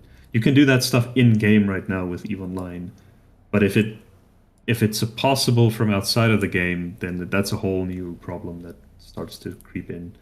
And so, like, developing tools and ways of vetting things that people build is also the type of stuff that we have to start thinking about and ourselves busy with. So it's not so much just... Yeah, it's not that we're just playing with the building blocks in the game. It's like, it's much broader than that, of like, how do we build resilient systems that manages sort of long-term organizations and player groups and, you know, things like that. Yeah, and the thing I like about this is that it's such a reflection of the broader world, right? It reminds me of, like, in EVE Online, I like to say that the skills that make you good at EVE Online are not the skills that make you good at other video games, which is one of the difficulties about getting into EVE Online. It's a totally different skill set, but at the same time, the skills that you develop in EVE Online are real life skills. They extend outside of EVE Online. So in the same sort of way, like, so much of, like, real challenges of human interaction and economics and stuff gets reflected in EVE Online.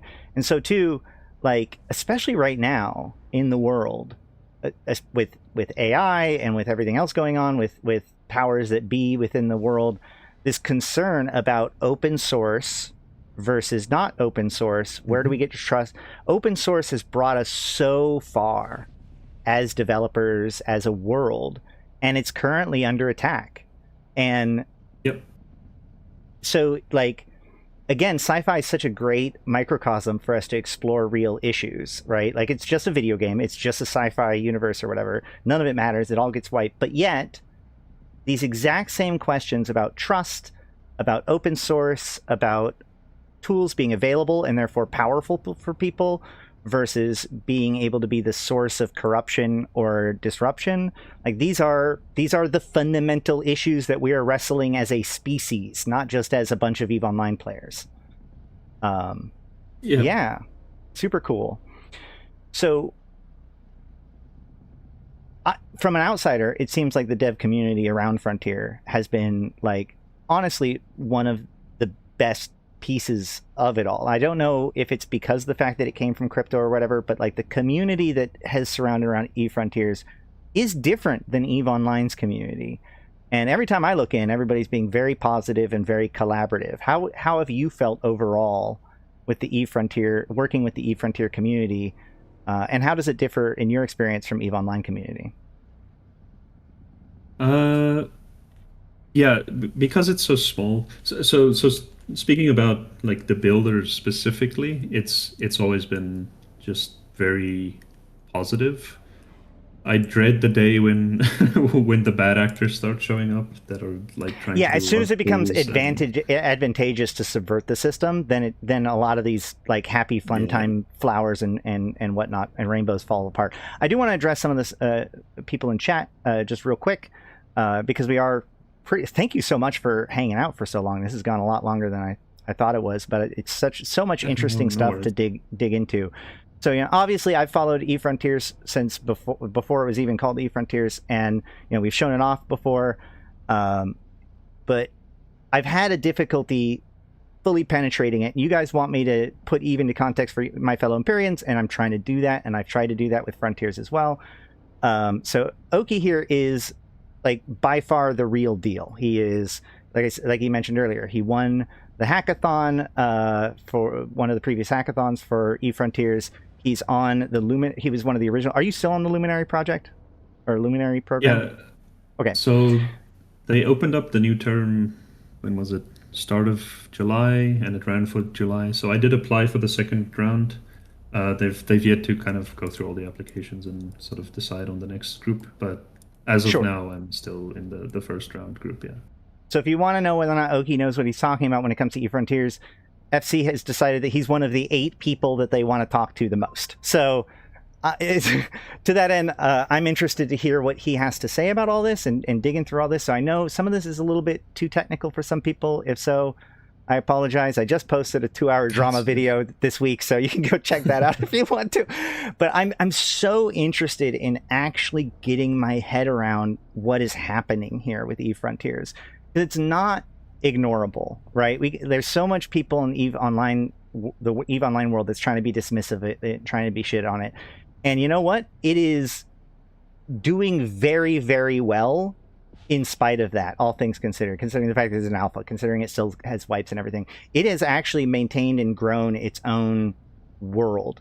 And so, like, of players and all that stuff. Like I said, there's a difference between the two different communities. So let's return back to a little bit of that question. But like, I just wanted to make sure that we're all on the same page of why we're having this conversation and what's going on, as we're now like an hour and a half plus into it. But like, so I'm sorry, let's go back. How do you feel about the difference between the EVE Frontiers community and like the EVE Online community, having experienced both? The main challenge, I would say, well, just to continue on sort of where I left off. So the builder side of things has just been very collaborative. There are some guys that sort of do their own thing in private, but most of the ones that are part of the sort of broader conversation of building the community and the ecosystem, as you know, it's been nothing but great, because a lot of them come from software dev, and so you kind of need those skills if you're working with other people that do that stuff. And so because it's not just development, but there is a whole bunch of layers of like further understanding. Like, I'm a developer, I have a decade of development, and yet I couldn't just jump into it. I'd like to understand how to integrate with the chain and how all the different pieces work. Like I would still need somebody to get me up to speed. It's all Greek. You could wrestle with that stuff yourself, right? Or you can just ask there, and then people will start to help out and guide you. And like, look at this. Here's an example of how to do the thing that you're looking for at the moment. But so yeah, that side of things has been really positive. The community as a whole, because it's very small, as it is right, at the moment, because it is still alpha, and part of it is alpha, part of it is just the wiping. Also, there's a lot of people that they're on the sideline right now. It's like, okay, I'll check this out when the wiping ends eventually. Yep. So as you sort of cut out certain groups, the ones that are left are very positive, but they're also extremely vocal and critical about like what the game is, where it's going. Which is that is critical and important. So the other thing is the vocal crowd also tends to they have their thing that they focus on, and so sometimes it's the same in Eve. Like for sure. What nullsec wants is not the same thing as what wormholes want, is not the same as what lowsec wants, right? So you have people that they have their thing and their group that their avenues that they advocate for, and having discussions in both ways is the stuff that kind of informs the devs the most. And so just having people keep talking about ideas and like putting an idea forward, and then someone else comes like, no, that's not going to work, and these are the reasons why, and then they push back, like just having that back and forth, even if it's, sometimes it can get a little heated and people start to get maybe even personal, which is the sort of the worst way things can end. But even if it gets a little like adversarial and then like heated, that's fine as long as the ideas get, evaluated out and sort of hashed out between the community, because that's the stuff that the devs, like, if we don't question ideas or feedback within the community, that means the devs then have to do that legwork themselves, and they might miss stuff in the process, right? And so just having a lot of people talk about stuff makes it very helpful. So that's the biggest difference at the moment, at least, because so much of the game can just be changed and thrown away and altered. People are much more bold in the type of stuff that they suggest. Right. Whereas because EVE Online is so established and so big, it's very hard for one group to sort of comment on what happens in a different part of space, and for that to be, a very useful and meaningful sort of. It's always, unless you've been there and you've played in that part of space for a long time, it's hard to comment on what is best for that or how you would want it to be changed or that sort of thing. So that's sort of the biggest difference is you can have an opinion about most of sort of everything that is going on in Frontier because it's still small. Whereas in EVE, it's a lot harder to have that sort of broad view across the whole game. So, okay, but when EVE Frontiers was first announced, when it's still Project Awakening, and the earlier you go, the more you see them focus on the idea of like it being a blockchain game, it being a crypto game. And I think that it's very safe to say and fair to say that FC has done everything within their power to kind of get it as far away from that association as they can.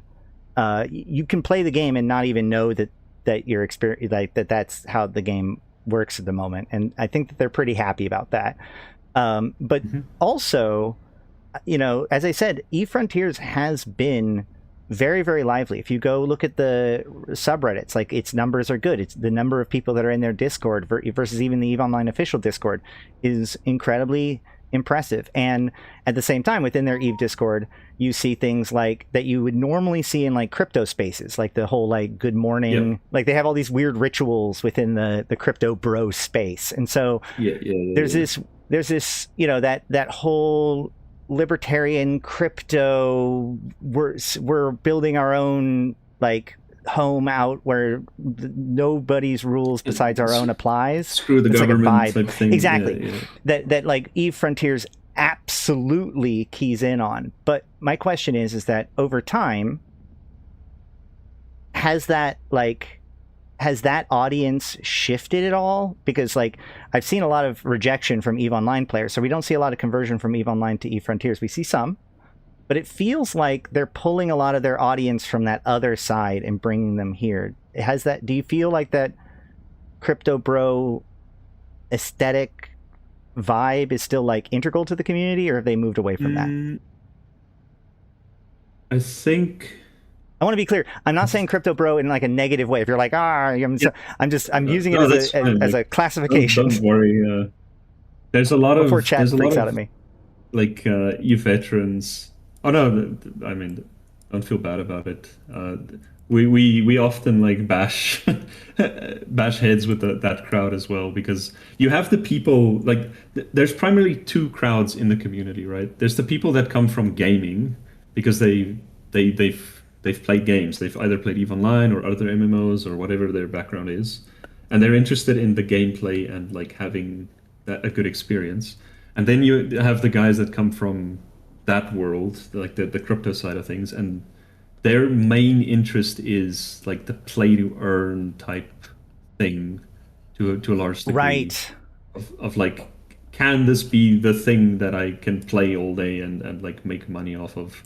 I think that side has sort of faded over time as the hype has died down. Like when it was initially announced, like back in 2024, and then I'd say early 2025, a lot of that crowd did show up because they were like, it's gonna be the best thing that's ever happened for this ecosystem type deal.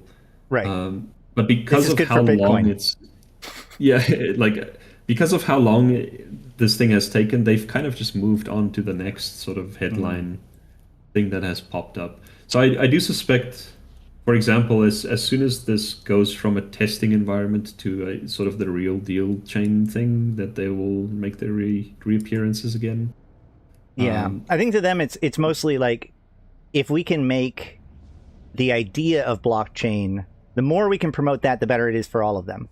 So they're more interested of it as a point of advocacy for the tech rather than the thing itself. And so as it isn't a realized version of that yet, it's very much like again, like, I mean, I've said it flippantly, but like, is this good for Bitcoin is like literally a big piece of their philosophy. It's why they originally put $40 million or whatever it was into this project, in order to hope that Frontiers eventually justifies the tech. That's a big component to all of this. So I don't keep track of that side of things too much. You know, like I mentioned, my background came from like playing games and traditional software dev, and then I sort of just stumbled in. Like my interest in crypto extends as far as it relates to Frontier, right? And not really beyond that. And even that's sort of the case for a lot of the people playing the game. And it's also the messaging we give the devs in a lot of cases of like, if this stuff is visible in the game at any point, and it feels like you're performing transactions, then there's still work to do. Like you have to hide this stuff better, or not hide is not the right word. It's like it needs to be integrated in such a way that you shouldn't have to care what it, you know, how it's being done under the hood, that sort of thing, right? Right. Yeah. If it's properly modular, then it should be able to just swap out components for a different kind of component, as long as it's just like what you're saying with the programming, right? As long as you know what information is going to be sent to you, you know, accessible, and you know what kind of thing it's expecting, everything that happens in the middle, doesn't matter if you program it in Java, you make one module, you could swap it out with a different thing, you could change it to SUI, you could change it to whatever. Like, that's how programming works. It's like, you know, as long as you know what data is coming in and how to format the data going out, you can replace the chunk that's managing that. Yeah. Like if the experience, I mean, Eve is sort of the bar to try and match, right?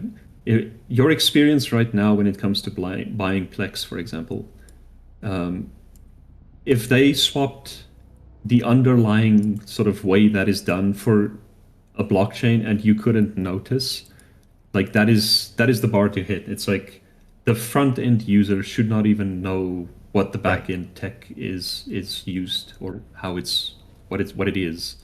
And so that is the bar that we push for as well, of like, we understand this thing needs to exist on this ecosystem, and that the ecosystem, you know, the people that have built the infrastructure want use cases for that infrastructure, which is the blockchain guys. And which is why that's why they're investing in these sorts of projects. It's like, we've built the highway. We need people to drive on it now, right? It's like, right. Yeah. Exactly. So, it's like anything that proves that it's a valid tech. Yeah, and so now we're going to start investing in car companies because we need people that can drive on this thing. For sure. But if your car sucks and it's not as good as, you know, the equivalent here would be EVE Online. It's like, it doesn't matter at the end of the day. Like, you still have to make good cars, which is good games. And so, yeah, this is sort of meandering off again into something completely different, but to answer the original question, I do think that aesthetic of like the crypto bro thing has faded over time, and the people that are mostly engaged right now is either the guys that are doing the third-party dev stuff and just treating it as like, this is a technology similar to an API or a database or any other thing, and then also the people that want to make it a good game, like they're engaged because they're constantly playing and giving feedback on what is there to play. Despite the cycles, there is still a crowd of folks that are competing, you know, for like achievements and leaderboards and sort of progression. There is a sort of meta progression thing that exists where it's not achievements, it's like quests. Like you do. There's like a meta point. You do things in each cycle, and that becomes like a meta score. I think it's grace or whatever. Might mean something later on. And there is leaderboards and stuff for that, so there is a community that's, you know, they just like number go up. I mean, that's fair. Okay, so speaking of it, so we've been talking now for 2 hours, so we might as well talk about the actual game itself. So like when it first came out, when I played it, which was while it was still like under NDA, I think I won't get in trouble for this. Who knows? Nobody gets banned. No streamers get banned anymore. No, but like in the original cycles, it was just EVE. I was in an Amarr Corvette. I was in an Amarr station. It felt very much just like a new version of EVE. And one of the things I find really interesting about a lot of the development of EVE Frontiers, especially since they started with the core engine, is that so much of the development of EVE Frontiers has been about taking away things.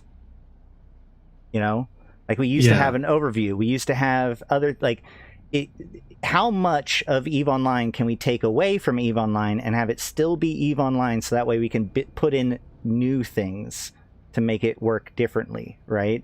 And that, in my opinion, has really defined the cycles up until really the previous one, where they start to put in like the new exploration stuff. That's the first, like that's when they've taken away the stuff. They took away our ability to see something far away, but now they've also added in new ability for us to search for stuff with, you know, instead of a D scan or whatever.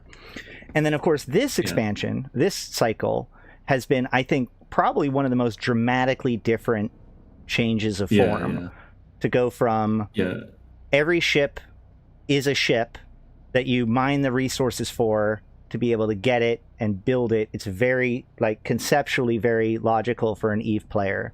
But now, you know, they used to be all in stations. Now it's all done in player-built stuff. But now they've like, okay, well, guess what? There are no stable ships. Are there any stable ships?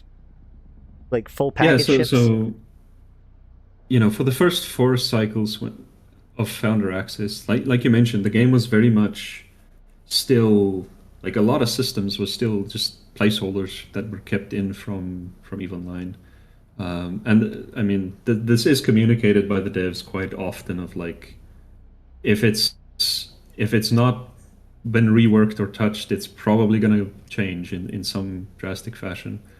But then, so yeah, for about 4 cycles, we had like frigates, we had cruisers, we had battle cruisers, Yeah. So you're pulling up the timeline there. Yeah. So about from cycle 1 to about 4, even into 5 to a large extent, we had a progression through the ship chain of like you can get all the way up from, you start with a Corvette. I don't think Corvettes are a thing in EVE Online. Maybe just the shuttles, I think, is classified as Corvette. one. Corvette's just the rookie ship. They renamed rookie ships to Corvettes. Yeah. Okay. So like your starter ship that you can get for free in any station by clicking a button. Yeah. So we similar here. You would start with Corvettes, go through frigates, cruisers, battle cruisers, and I think we had one or they removed battleships in like cycle 3, I think. But yeah, they've slowly been trimming things back to rework them. And then this cycle, we've started with a single ship. Like there's no ship progression at the moment because they've basically taken the old way of doing things and just set it aside of like, okay, every ship is now going to be just a pile of pieces that you can stitch together. And so I got a phone call. Hold on. You keep talking. Yeah, all good. And yeah, so everything has been kind of entirely reworked.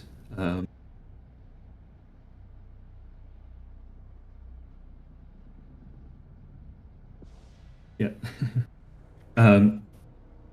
Yeah. So from cycle 1 to 5, the game felt very much EVE Online. But with this cycle, it's the first time where they've completely ripped out the fitting. Like we still had modules and the way you fit ships now in EVE Online. We had high slots, medium slots, low slots, all that. That has been completely stripped out. You now have this little Tetris game where every module also has a shape, right? Like a 2x2 square or a 3x3 square, and you have to sort of Tetris these things into your different ship pieces. And so, yeah, it's to a large degree, the game now feels very different than it used to feel. Add to that manual firing, right? So the way guns work in EVE Online, you lock a target, you push a button, and then it cycles. With Frontier now, everything is manual aim, including mining, including combat, all that stuff. You have to physically move your mouse and shoot at the thing. Any restrictions on that module design concept? So there are some restrictions. We don't know how many of them are temporary. So for example, right now your ship can only have one turret hardpoint, but that is just a limitation of they've not added the support for you to have multiple guns and control multiple guns with manual aiming. So once that sort of stuff starts to come into the game, you can add things.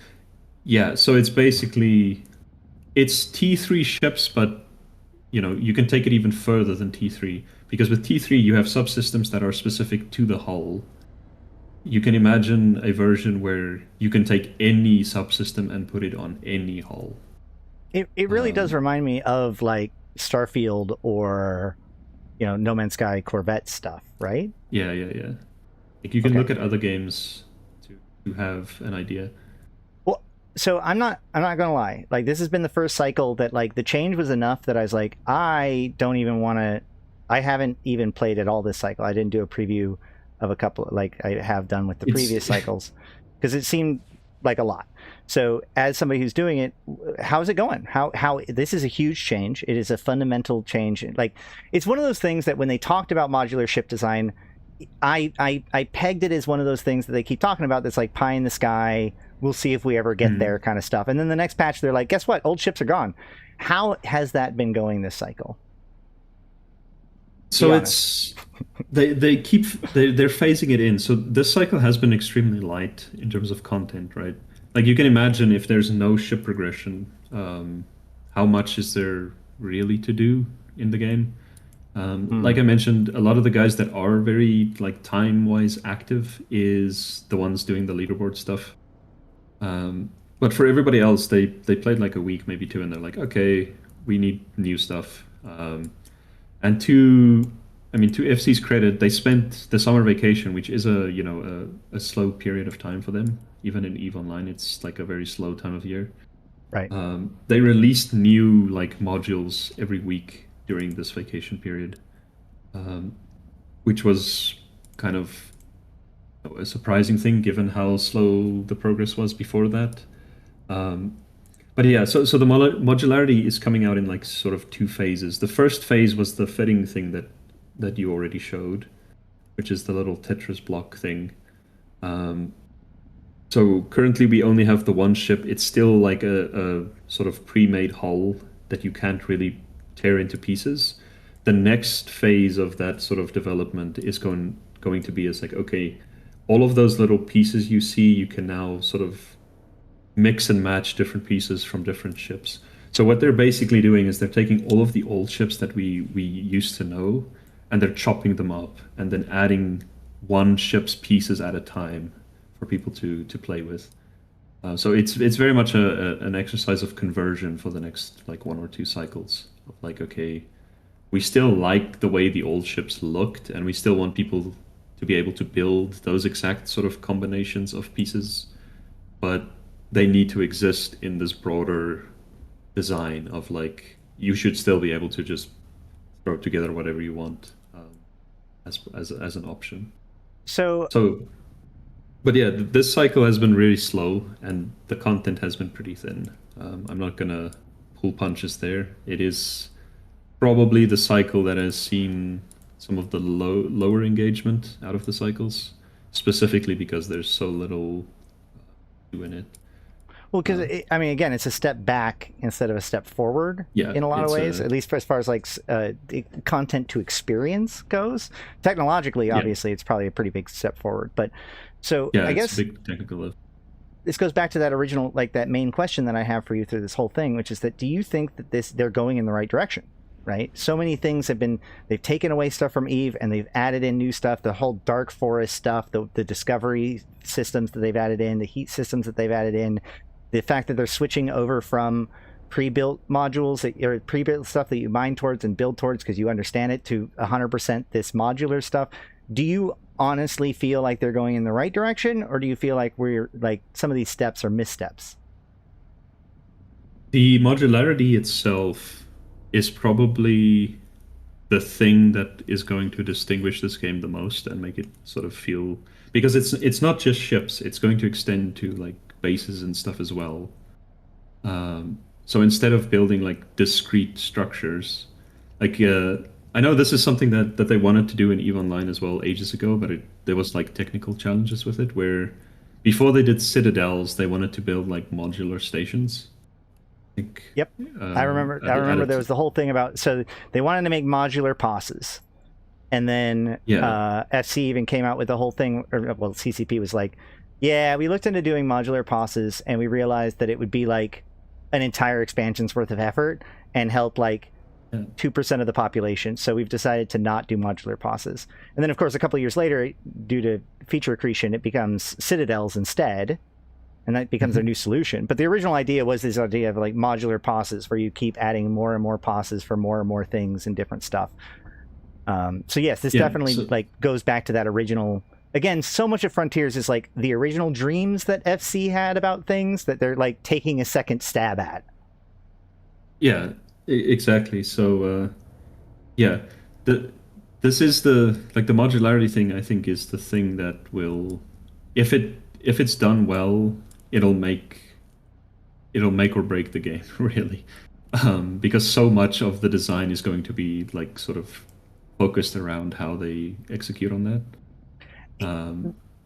For sure. And that thing, so like the other piece that a lot of people don't know is that there's this weird progression thing too, where you do stuff and then that gives you experience, and then you can lock those down in order to get these special items that you can equip to give you boosts, right?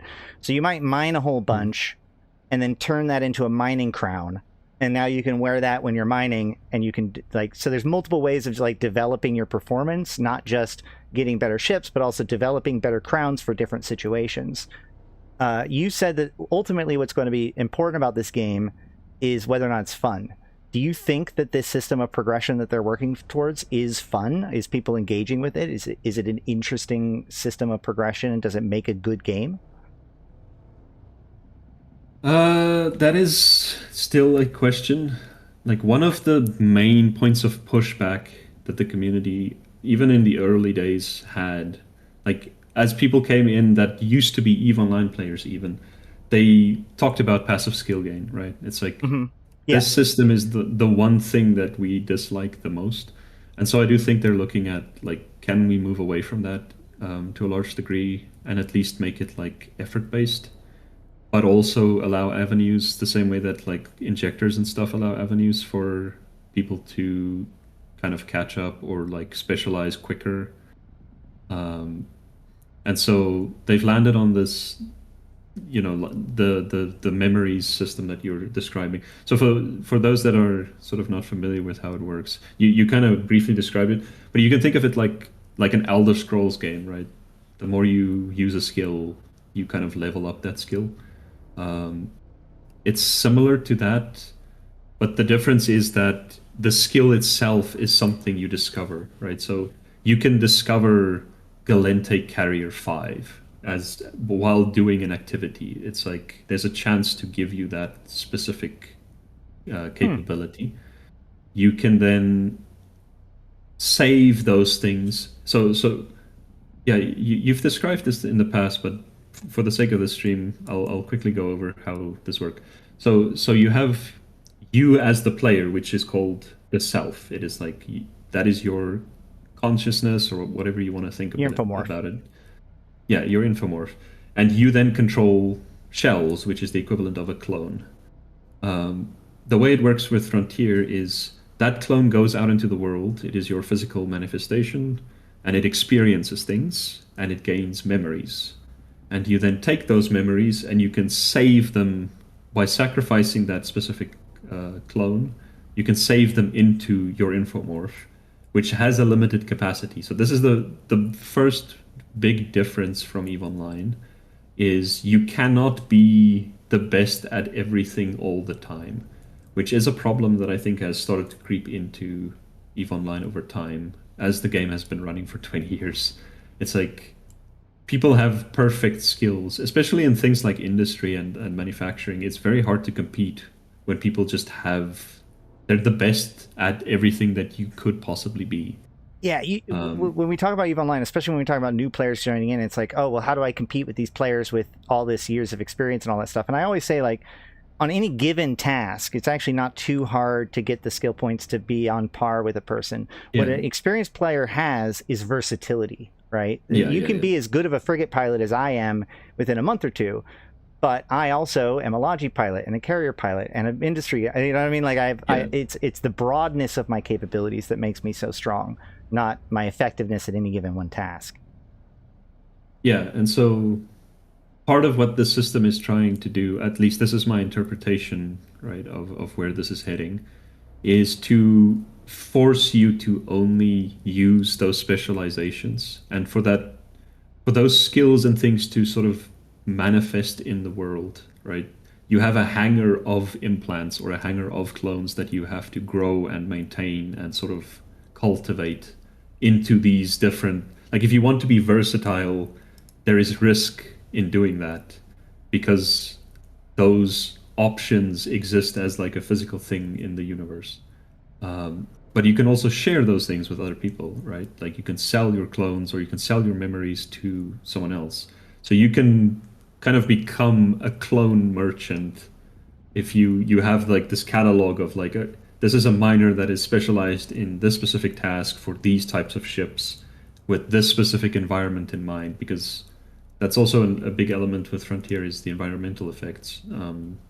You know, even today we got some previews of what's coming next week, and they're starting to play around with things like if you get too close to rifts, you can take like environmental damage in the form of desync, I think they called it. And so, yeah, operating in hot environments, cold environments, hostile environments, like all those things are going to sort of play into how you define or sort of spec your characters, spec your ship. And that's where the modularity of the ships also start to come in. It's like an optimized miner for something like, or a very hot environment or a very like hazardous environment might look completely different than a ship that operates in like a very cold place. And instead of having, in EVE Online, you have very like specialized ships for every role because there's just so many of them at this point that you kind of have to go down that path. Whereas in this case, it's just one system, and you kind of have to Lego together the thing that works for your specific use case. And so that's kind of what I mean when I say like how they execute on modularity is sort of it's the linchpin in this entire thing, because everything going forward is going to be sort of informed by the design of that and the capabilities of like the different ship combinations you can put together. So yeah. Well, very cool. I think that gives us a pretty good idea of where we're at. Obviously, we're kind of talking about this when we're really in the middle of some pretty big transitions. So we can only talk about most of what we're talking about is like what once was, and also where they're going. So I would love to have you come back, maybe at least once a cycle to talk about your thoughts about like how things are going. So that way it's not just me, an outsider.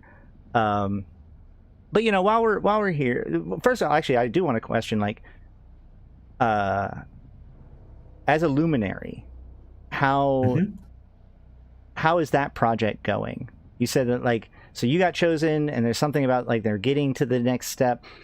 I mentioned before like CPM, but none of the other programs ever quite got to the full sophistication that the CSM is. And even with the CSM, there were years of them like struggling to figure out where their place in the whole thing is.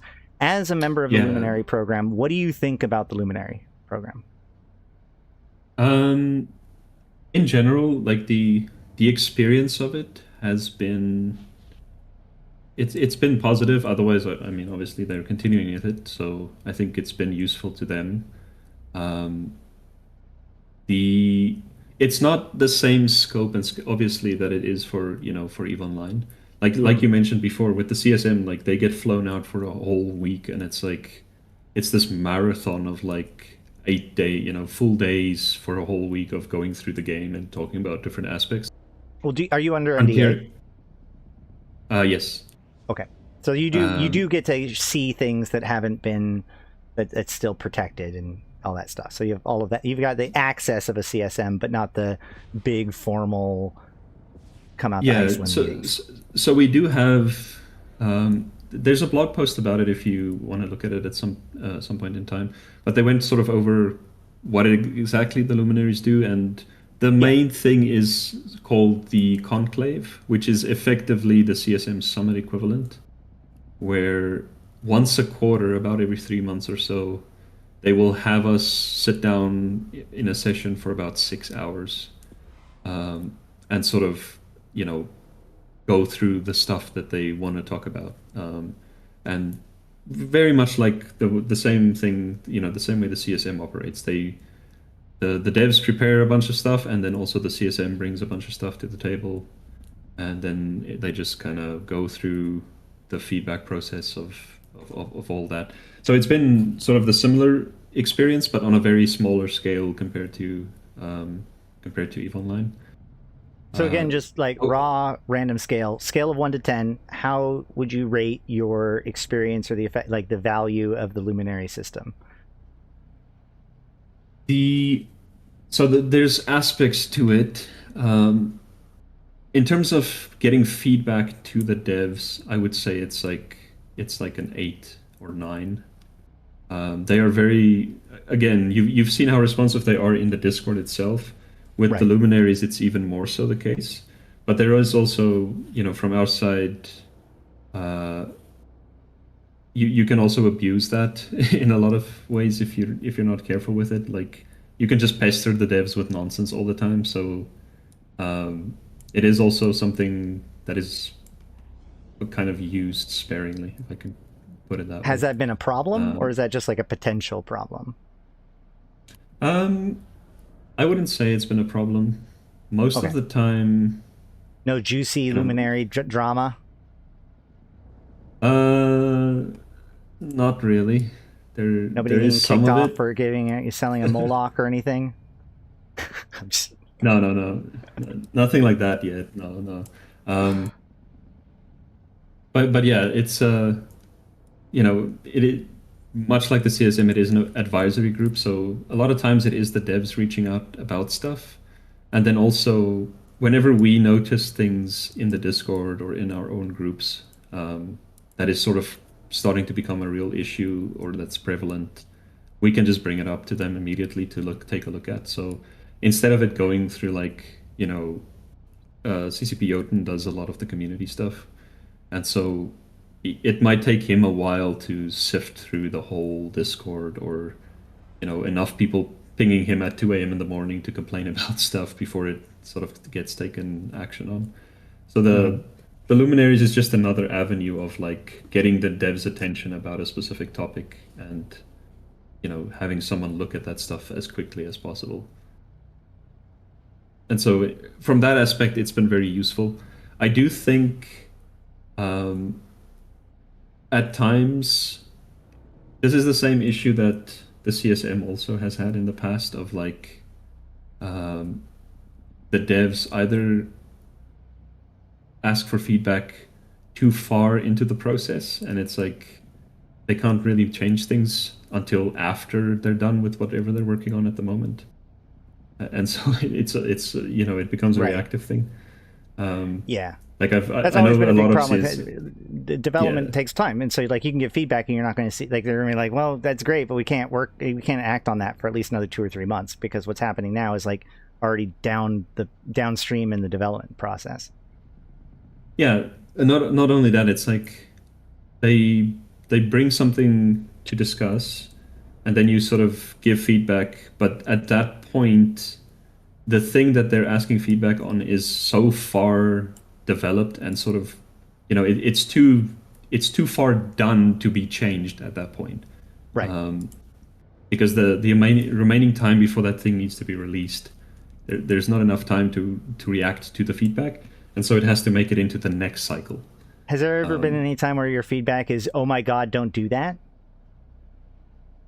CSM have said that a lot in the past, in previous years, where it's most of the time what CSM is trying to do is just whittle away CCP's worst instincts, but is any time one of your feedback oh no, that's terrible, don't do it, as opposed to a way to fix it? I'm trying to think of if there's been an example like that where it's I guess maybe you shouldn't give me the details if you have, but I don't know. I don't want to break your NDA or anything like that, but I'm just curious. No. I'm just thinking not specifically something. Yeah, it's not something specific, but the most controversial change there has been in the game has been the manual flying part of the game, right? Moving from Eve's style of controls where you the way we've always described it is do you command a ship or do you pilot a ship? Right. In EVE Online, you are technically commanding the ship. Correct. You give instructions and it does things. Yeah. And so with Frontier, it's sort of transitioning into, okay, well, now we want you to actually fly the thing, which means that a lot more of your attention and time is spent sort of glued to the game, rather than giving an instruction and then you can look at something else or type in chat or tab out of the game or do whatever. And so that has been probably one of the most controversial things. And then from the Luminary perspective, we saw that discussion and went to them. It's this is what the community is sort of feeling about this change. You guys better be pretty damn sure that this is the right direction to go down. Because it is a big sort of pivot away from what EVE is, right? But I would say that there have been some controversial stuff, including the manual piloting and even some of the modular stuff. But I think that overall, the results have been successful. I mean, moving, certainly the manual piloting could continue to use some polish, but it's I played around with it and I'm oh yeah, this is real fun. This is real good. I said, one of my favorite moments is that dogfighting scenario. Yeah. There's other things that you can point to, this cycle specifically. Again, this cycle is so different compared to I've seen a lot of shenanigans about manual shooting with like mining lasers and everybody just trying to use it to draw and stuff. Like that's also been one of the big ones from this. Yeah. I don't know if anybody's willing to take it seriously at the moment. It's so specifically on the manual aiming stuff. The way it works right now is they removed all of the sort of EVE Online style of weaponry, where you would lock a target and then activate a weapon and it would shoot at that target. The only weapons we have in the game right now is you press 1, it puts a crosshair on the screen, and you have to actually aim at a target and hold mouse button down. That was very painful when this cycle started because I'm about to say, is that even working? Yeah, it functions. It's still a bit clunky in some situations, but for the most part, like I've never had issues hitting stuff, but there were some strange they layered old EVE Online like hit mechanics on top of the manual aiming, and so even if your crosshair was on the target, you would still have like glancing blows and things like that. So that was funny to see, but they fixed that fairly recently. But the thing that pained a lot of people was, in order to mine, you had to mine in the same way, which meant when you're mining, you have to hold down mouse 1, which was really painful. Which prompted the next... Yeah. So the way they're approaching that, and again, this is largely my interpretation based on their actions. So it's not like I'm telling you this is what they're going to do. It's sort of, we've made assumptions about how they're designing the game, and so far the actions match those assumptions, right? The way that they're heading, by the looks of things, is that if you choose to perform all of the actions with the ship yourself, so for example, flying the ship yourself, aiming yourself, pressing mouse button 1 to shoot at stuff all on your own, that is the most cost-effective way to play. Right. Because you're the one doing everything. If you want automation, such as giving you approach back, or giving you orbiting back, or keep at range, and also your guns automatically tracking a target, all of those things will manifest as those little, like the Tetris blocks that you see with the fitting. So you can add automation to... Yeah. In one way or another. So you can add automation to your ship, but that then takes away from its capability, because you could be putting something else in that space, right? And also, those modules have fuel costs and heat generation and sort of all of these other things that can be drawbacks. And so you can see how, in a world of multi-boxing, for example, if you play the game as a solo single pilot, your ship is more capable if you do things yourself.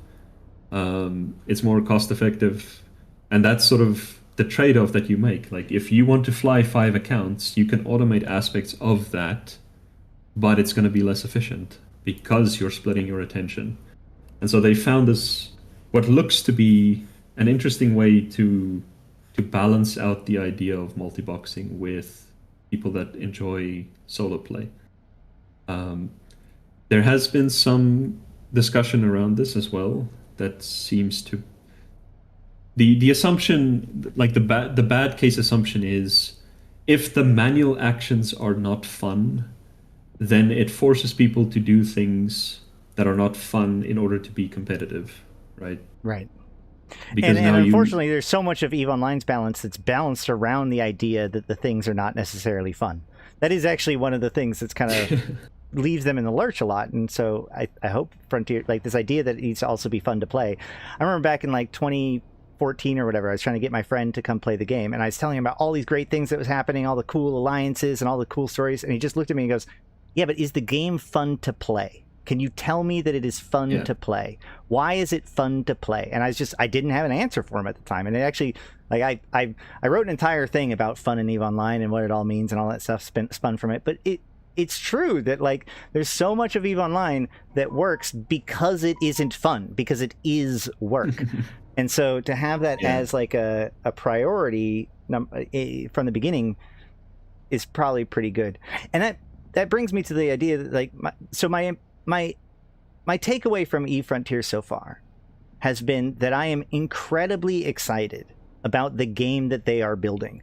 This idea of like, building up your ship and your specific clones, and you have your clone banks, and you go out and do exploration in this weird alien world and find stuff where there's so many star systems that people could come and harass you, but you've built up your own little infrastructure with your own little friends on your side of the world, and you've colonized this area.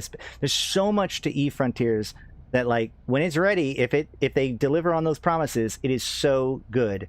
But it is also in alpha, and therefore not there yet. So much of the moment-to-moment experience is mostly just like playing around with the Tinker Toys and kind of getting a feel for what this could be. And nothing in this conversation has really changed my opinion on that, both good or bad. But I do want to give you an opportunity for final thoughts or anything that we haven't necessarily covered before we fully wrap up. Yeah, we've been going for quite a while. I'm sure you've been going for quite a while. I go for long times all the time. You're the marathon guy today. I really, really appreciate you sitting down and talking this long about all this stuff. Oh, I can just keep going. Like we haven't even touched on the scale of the universe and the implications that could have. Oh, for sure. Yeah, and I've tried to cover a lot of that stuff when we've talked about, and I've gone through the whole white paper, et cetera, et cetera. So I've kind of tried to avoid the stuff that we've already hashed over with people. I mostly just wanted your feelings about this whole thing as someone who's been on the inside the whole time. It's like, but what's really going on? And I'm actually very not reinforced, reassured by this conversation. It sounds like the people that are involved in it are finding a lot of value in it, and that is huge, especially given how much potential it has. It basically has the potential to be way more than EVE Online potentially. But in the same vein, like I know that is something that people, they feel that risk of, like, if this thing kicks off, then EVE Online will fall to the wayside, which I don't think is necessarily where it's going to go. The experience are going to be so different from each other that they will have their place, right? And it is good, as much as people don't like FC trying new things. Keeping all of your eggs in one basket is a bad idea, business-wise. For sure, right? So, as much as people don't like.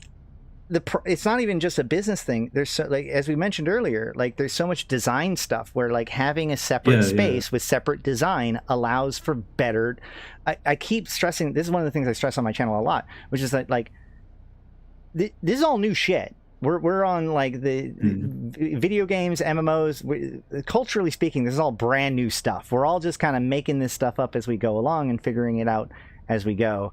And so, like, the idea that you could just have one EVE Online, and from just playing EVE Online or just running EVE Online, they can make the perfect version of EVE Online, I think it's silly. I think having multiple offshoots of the universe with different rules allows us to see the actual impact of those rules. What is hey, an EVE Online game that you have to manually... You've wanted manual flying in EVE Online the whole time. What actually changes with the video game if it is more focused on manual piloting versus not manual piloting? And that question cannot be asked just within the constraints of the EVE Online client. It takes two games that are same fundamentals but different in that regard to be able to get that information. Yeah, exactly. Like, it allows designers to learn from each other when they're building the next thing as well. It's like, we see, but that... Right, this game is going in this direction, that game's going that direction. If we ever wanted to do something similar, can we take some lessons from the other game before we go down that path? Things to be careful of, things that seem to be very successful. So in that way, you can, like, explore a lot more about the design space. So. And they can do what they call find the fun, right? In a lot of game development, especially early development, you're just trying to find the fun. You have the idea of your mechanics, but you got to figure out like how to actually make it fun. How many hours that they put into making Mario navigation in like Mario games, just a fun enjoyment to play. That takes a ton of polishing, a ton of testing to find where the fun is in all of this. And EVE Online is too established of a game for them to do too much of that in the moment. So EVE Frontiers gives them a really good opportunity to explore those issues with 20 years of experience behind their belt. Yep, exactly. All right, well, I can wrap it up with like a quote from Hilmar. Like for sure, great. This idea of like EVE Online is like Italy, right? It was built, or not Italy, it's Rome, the city of Rome. It was built using specific materials, specific knowledge at the time. But it has a vibe to it, right? Even in today, you know, despite all the advances that have occurred around Rome, there's still an experience there that is valuable and is unique. And Frontier is like New York. It is built using different things, different pieces, and it has its own vibe, right? You wouldn't want to put a skyscraper inside of Rome. Right. It doesn't make sense. It takes away from what is there. And so what FC is trying to be in this sort of analogy is city planners. They want to be, and this kind of is exactly the thing that you talked about of like different games can have different experiences. It makes them better at making different worlds and sort of, you know, games. But yeah, that's the analogy he tends to use when he talks about Frontier a lot, is Rome versus New York. You can live in both cities, you can visit both cities to get their unique sort of, the thing that they have to offer, but they don't necessarily, the one is not trying to replace the other one. I'm going to pounce on that idea real quick and say like, so, but like I said, back in like 2019, Hilmar was talking about like, oh, if we ever do a new physics thing, it's going to be a different space that you would have to like change over to and opt into from New Eden. Like it wouldn't be just like one day we go, oh, now physics is different in New Eden. We would have this separate space that would be where that separate physics is. And it's clear that like EVE Frontiers has become the manifestation of it, of that kind of will to have this like, well, what if we did EVE again now and had it be different, but not have it be the core EVE? One of the things one of the tinfoil theories that I've always had is the fact that I think that EVE Frontiers and EVE Online are happening at the same time. I think that Caroline Starr is what woke up the Keeper. That's the thing that he's referring to. And so all this stuff with the lore and stuff is about building the technology to be able to communicate back to New Eden. Because if we get an informational link between New Eden and Frontiers, we could theoretically transmit our infomorph, not our stuff, but our infomorph, our character, our self, from EVE Online to EVE Frontiers and potentially back again, allowing a single identity to potentially move between those two in the same way that Hilmar kind of hinted at back in 2019. Am I crazy? That is the question. I can point to another quote by him, which is, excellent. A city built in the forest. A city built in the forest is built out of wood. A city built in the mountain is built out of stone, and something like a city built in heaven is built out of dreams, or something like that. Correct. Like it kind of refers and that's not Hilmar. to... That's not Hilmar. That's Jove. That's a Jove proverb. That's a Jovian proverb. Oh, is it? Yep. Okay. Yeah. He's brought it up like. Oh yeah. No, they love quoting it for sure. But I'm just saying, like it is, because if you think about it, Jovians settled in the heaven constellation, so that's like a city made in heaven is built of dreams. Yeah. But the way he uses it, it sort of implies this idea of like, this is all stepping stones to the final form of whatever, Eve can become. Mm-hmm. And so it could be that like all of these things form part of that final form. So I wouldn't say you're crazy, but it's not clear the path that takes us there, right? I think that FC has clearly like they've put the seeds, so at any time they can be like, and now this is true. But if they don't want to, they never have to get around with it. They did the same thing with Echoes. Echoes has this whole like lore to it about how it's this like fragment universe. And there's always this idea that like, well, maybe we could get the capabilities to travel from one universe to the other. But given the fact that Echoes didn't, I don't know why, but like they were just like, never mind. We're not going to ever touch that subject again and let it just move on. They've learned from things like Dust to not like guarantee the connection, but if things become mature enough, they've always talked about the fact that they would like to be able to make connections after the fact. All right. Yeah, I mean, if you there's one final slide we could probably pull up to finish on. It's the one with the sort of the plan for the remainder of this year. Oh yeah. That's probably. At the end of that stuff would probably be a good time to check in again and kind of see how much of what they were aiming for that they sort of hit. That one. All right. Well, if I need to know anything about Frontiers, I'm going to hit you up. If you ever want to come on and talk about something, if there's something worth talking about, let me know and we'll make it happen, man. You've been an incredible dude to talk to about all this.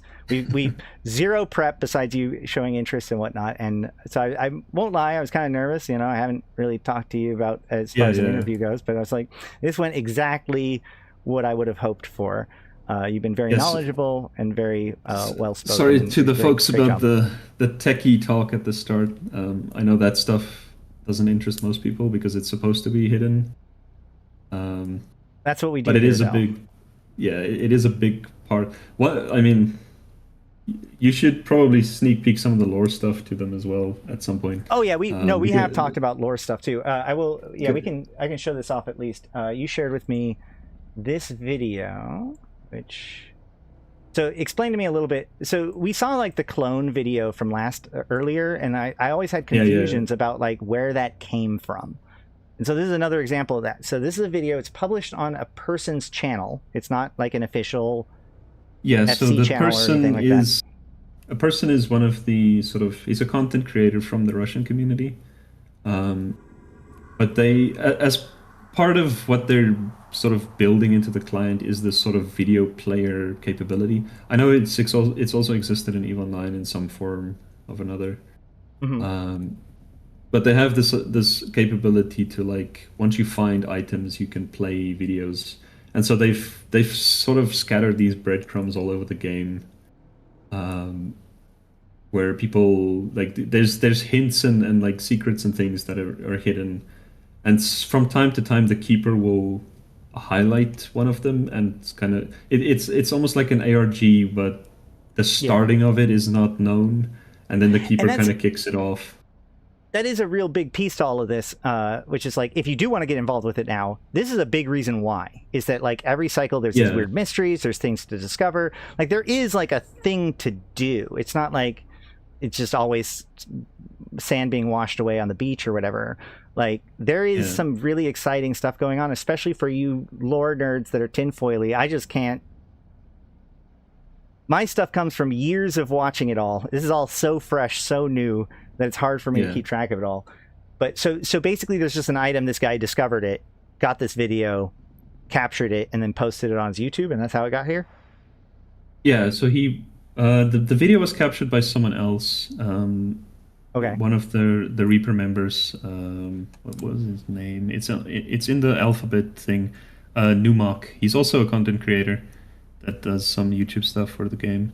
But he's the one that originally found the item, shared the video with Morales, which is a Russian content creator, and then he put it up on YouTube. And what they started doing is, the typical stuff you would do when you start analyzing things about the game.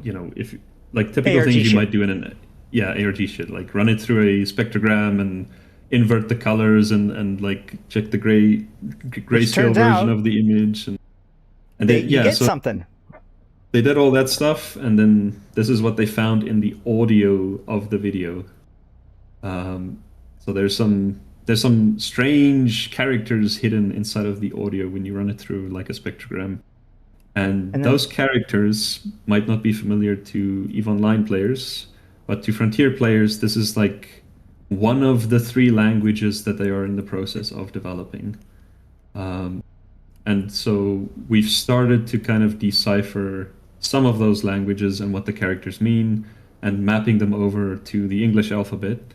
Even if you translate it from this language to English, it is not necessarily English words. And I remember during your FanFest VODs, when I went over them again, you had some questions about this thing on the shirt. Oh, yeah. Because so we got this. So that is the name of the world boss in that language. Okay. I think I can make my best attempt at the pronunciation, because the dev said it on stage, but it's something like Haroti Tetovisa. And so part of what they're doing now is sort of the linguistic part of the world is also being developed. So eventually we should be able to speak these languages as well, as we figure out how they're pronounced. I can't dark mode this. This is a fucking picture. Yeah, I'm sorry. Picture. It's an image. But yeah, so the TLDR of this is they translated the stuff they found in the audio. It pointed to a system on the map that was fairly close to where someone was. The person built some gates to get to that system, and they found a ship there, sort of the first of the ships that are being released next week. That one? And they are based... Yeah, so okay. The one in the video. It's one of the old ships that's being reintroduced. But it's like... Yeah, at this moment in time in the video game, that person is the only one that is in that ship, because he's the only one he's the one that found it first. Oh, that's so fucking cool. And so until next week, he's the only one that can fly the ship for about a week, and then the rest of us can sort of start. Is everybody like trying to come kill him now because of that, or? There's been some squabbling over who gets to play with the toy, based on who contributed to this process, but I'll leave it to those guys to figure out. Yeah, and thank you. I'm glad that we were able to finish up on this, because again, like this question of like, well, is this game worth checking out right now? Like, there is this very, very interesting, like, we are just now exploring this universe.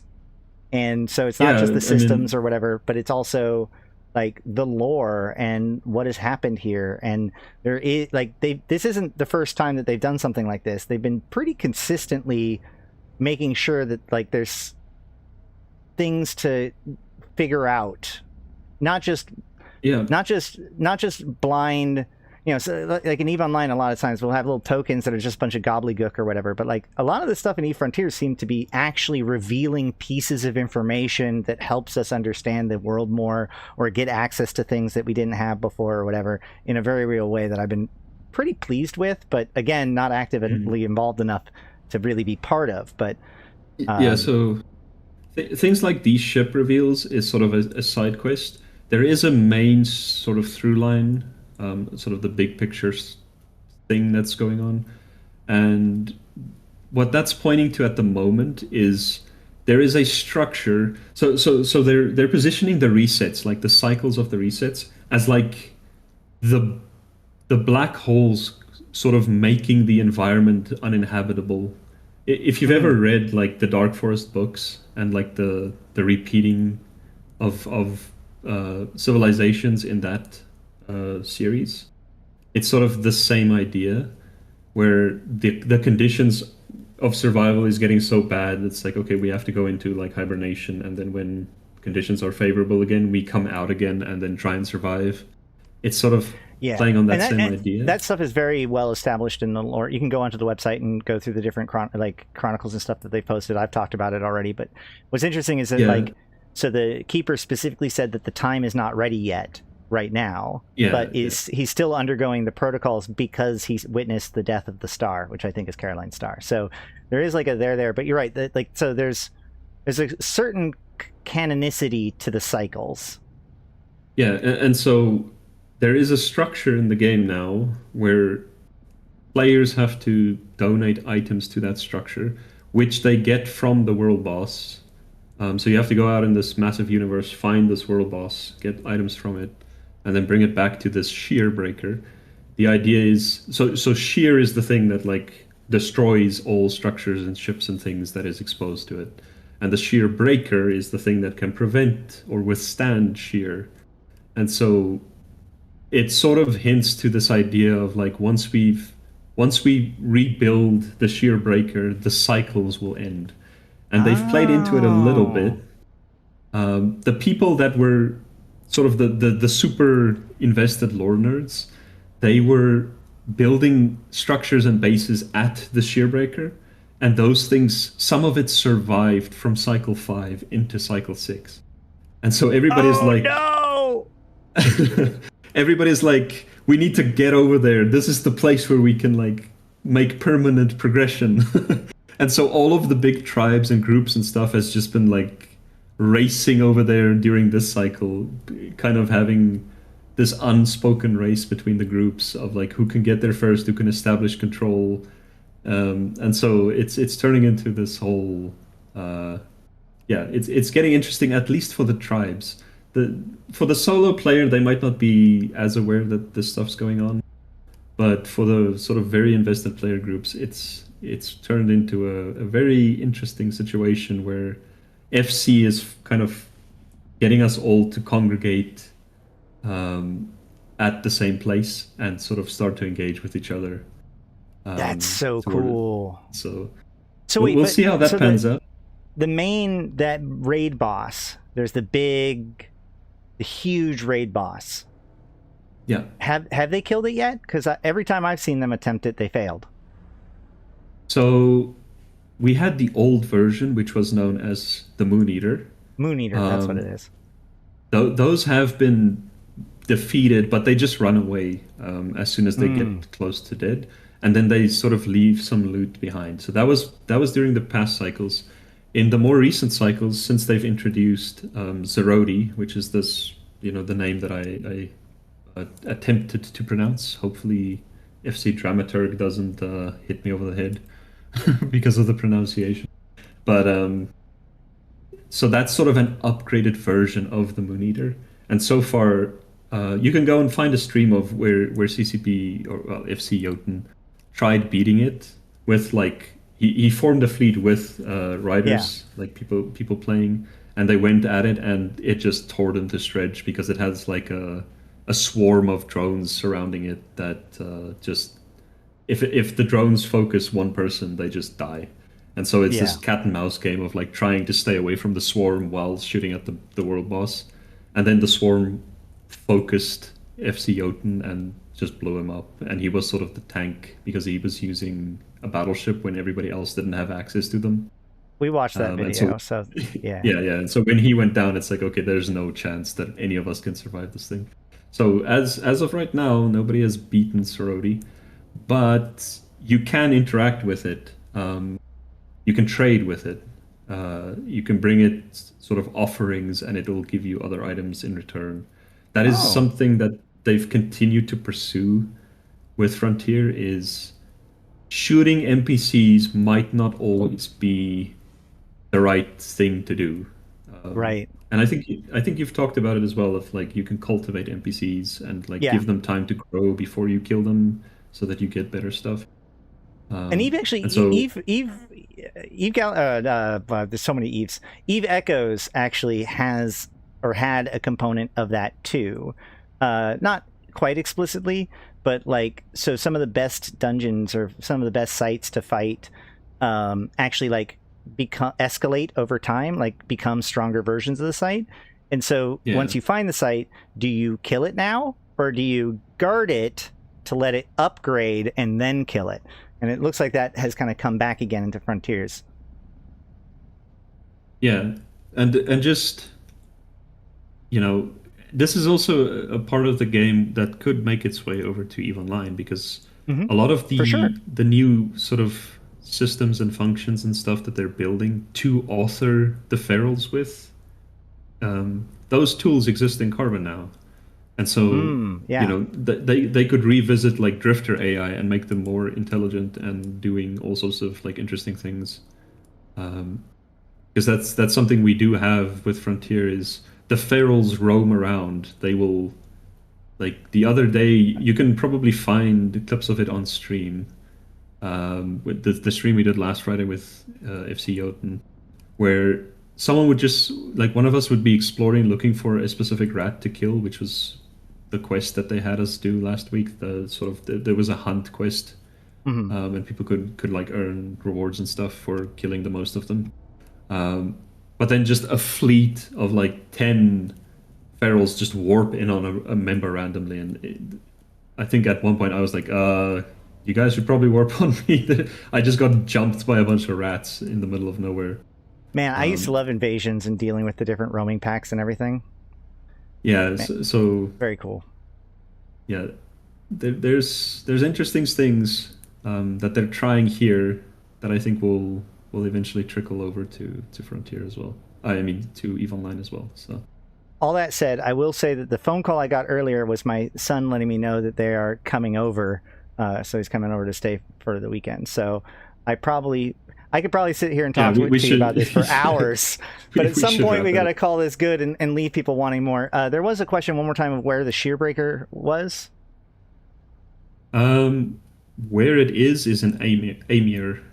If you look for the sisters, or if you look at the systems and search for it, it's Amir. It's like way at the top of the map, isolated. It's sort of like the throne of Frontier right now. So. And also, I mean, Ocki is in the Convocation Discord, so if you want to come and hit him up, I mean, obviously he's also in the Frontiers Discord, so hit him up if you want to for all that sort of stuff. But do we already have a segment somewhere on multi-boxing? Oh boy. I mean, yeah. So, I mean, I've talked about it before. Maybe I should do a full segment. But with all that said, any other final thoughts or anything? Otherwise, I should probably get to the giveaway and other content. Yeah. Apologies to everybody waiting here for that content. No, they can. I think they can wait. This has gone on way longer than I think we anticipated. But no, it's been great. Thanks for having me hop on, kind of yap a bit. Absolutely. I think both of us are in the same vein. Like we can just keep going and going for hours. So it would be. I'll have to have you on again. Yeah, at any time if you think there's something, like if something pops up and you think it's like maybe it's time to talk Frontier again, like just hit me up and we can chat again. Excellent. Okay, well, in the hold on, something just happened weird. There it is. Sorry, your camera. Trying to balance everything with my computer and having everything show correctly. Well, you can take off if you want, or you can hang out while we do the rest of it. Yeah, well-spoken, Ocki. Thank you so much. You've done such a great job today helping us understand a little bit more about eFrontiers and talking about your experiences with it. I really, really, really appreciate it. And, feedback in chat seems to be that people really enjoyed it as well, in spite of all of the technical stuff. So thank you very much. You're free to stay if you want. Pleasure. I think I'll hop off. So okay, great. I'll say goodbye. All right. Have a good one. But I'll still be lurking in stream too. If right. People have questions, they can either hit me up on Discord or wherever, and I can keep talking about stuff. Heck yeah. All right. Thanks again. Yeah. Thanks. All right. See you around.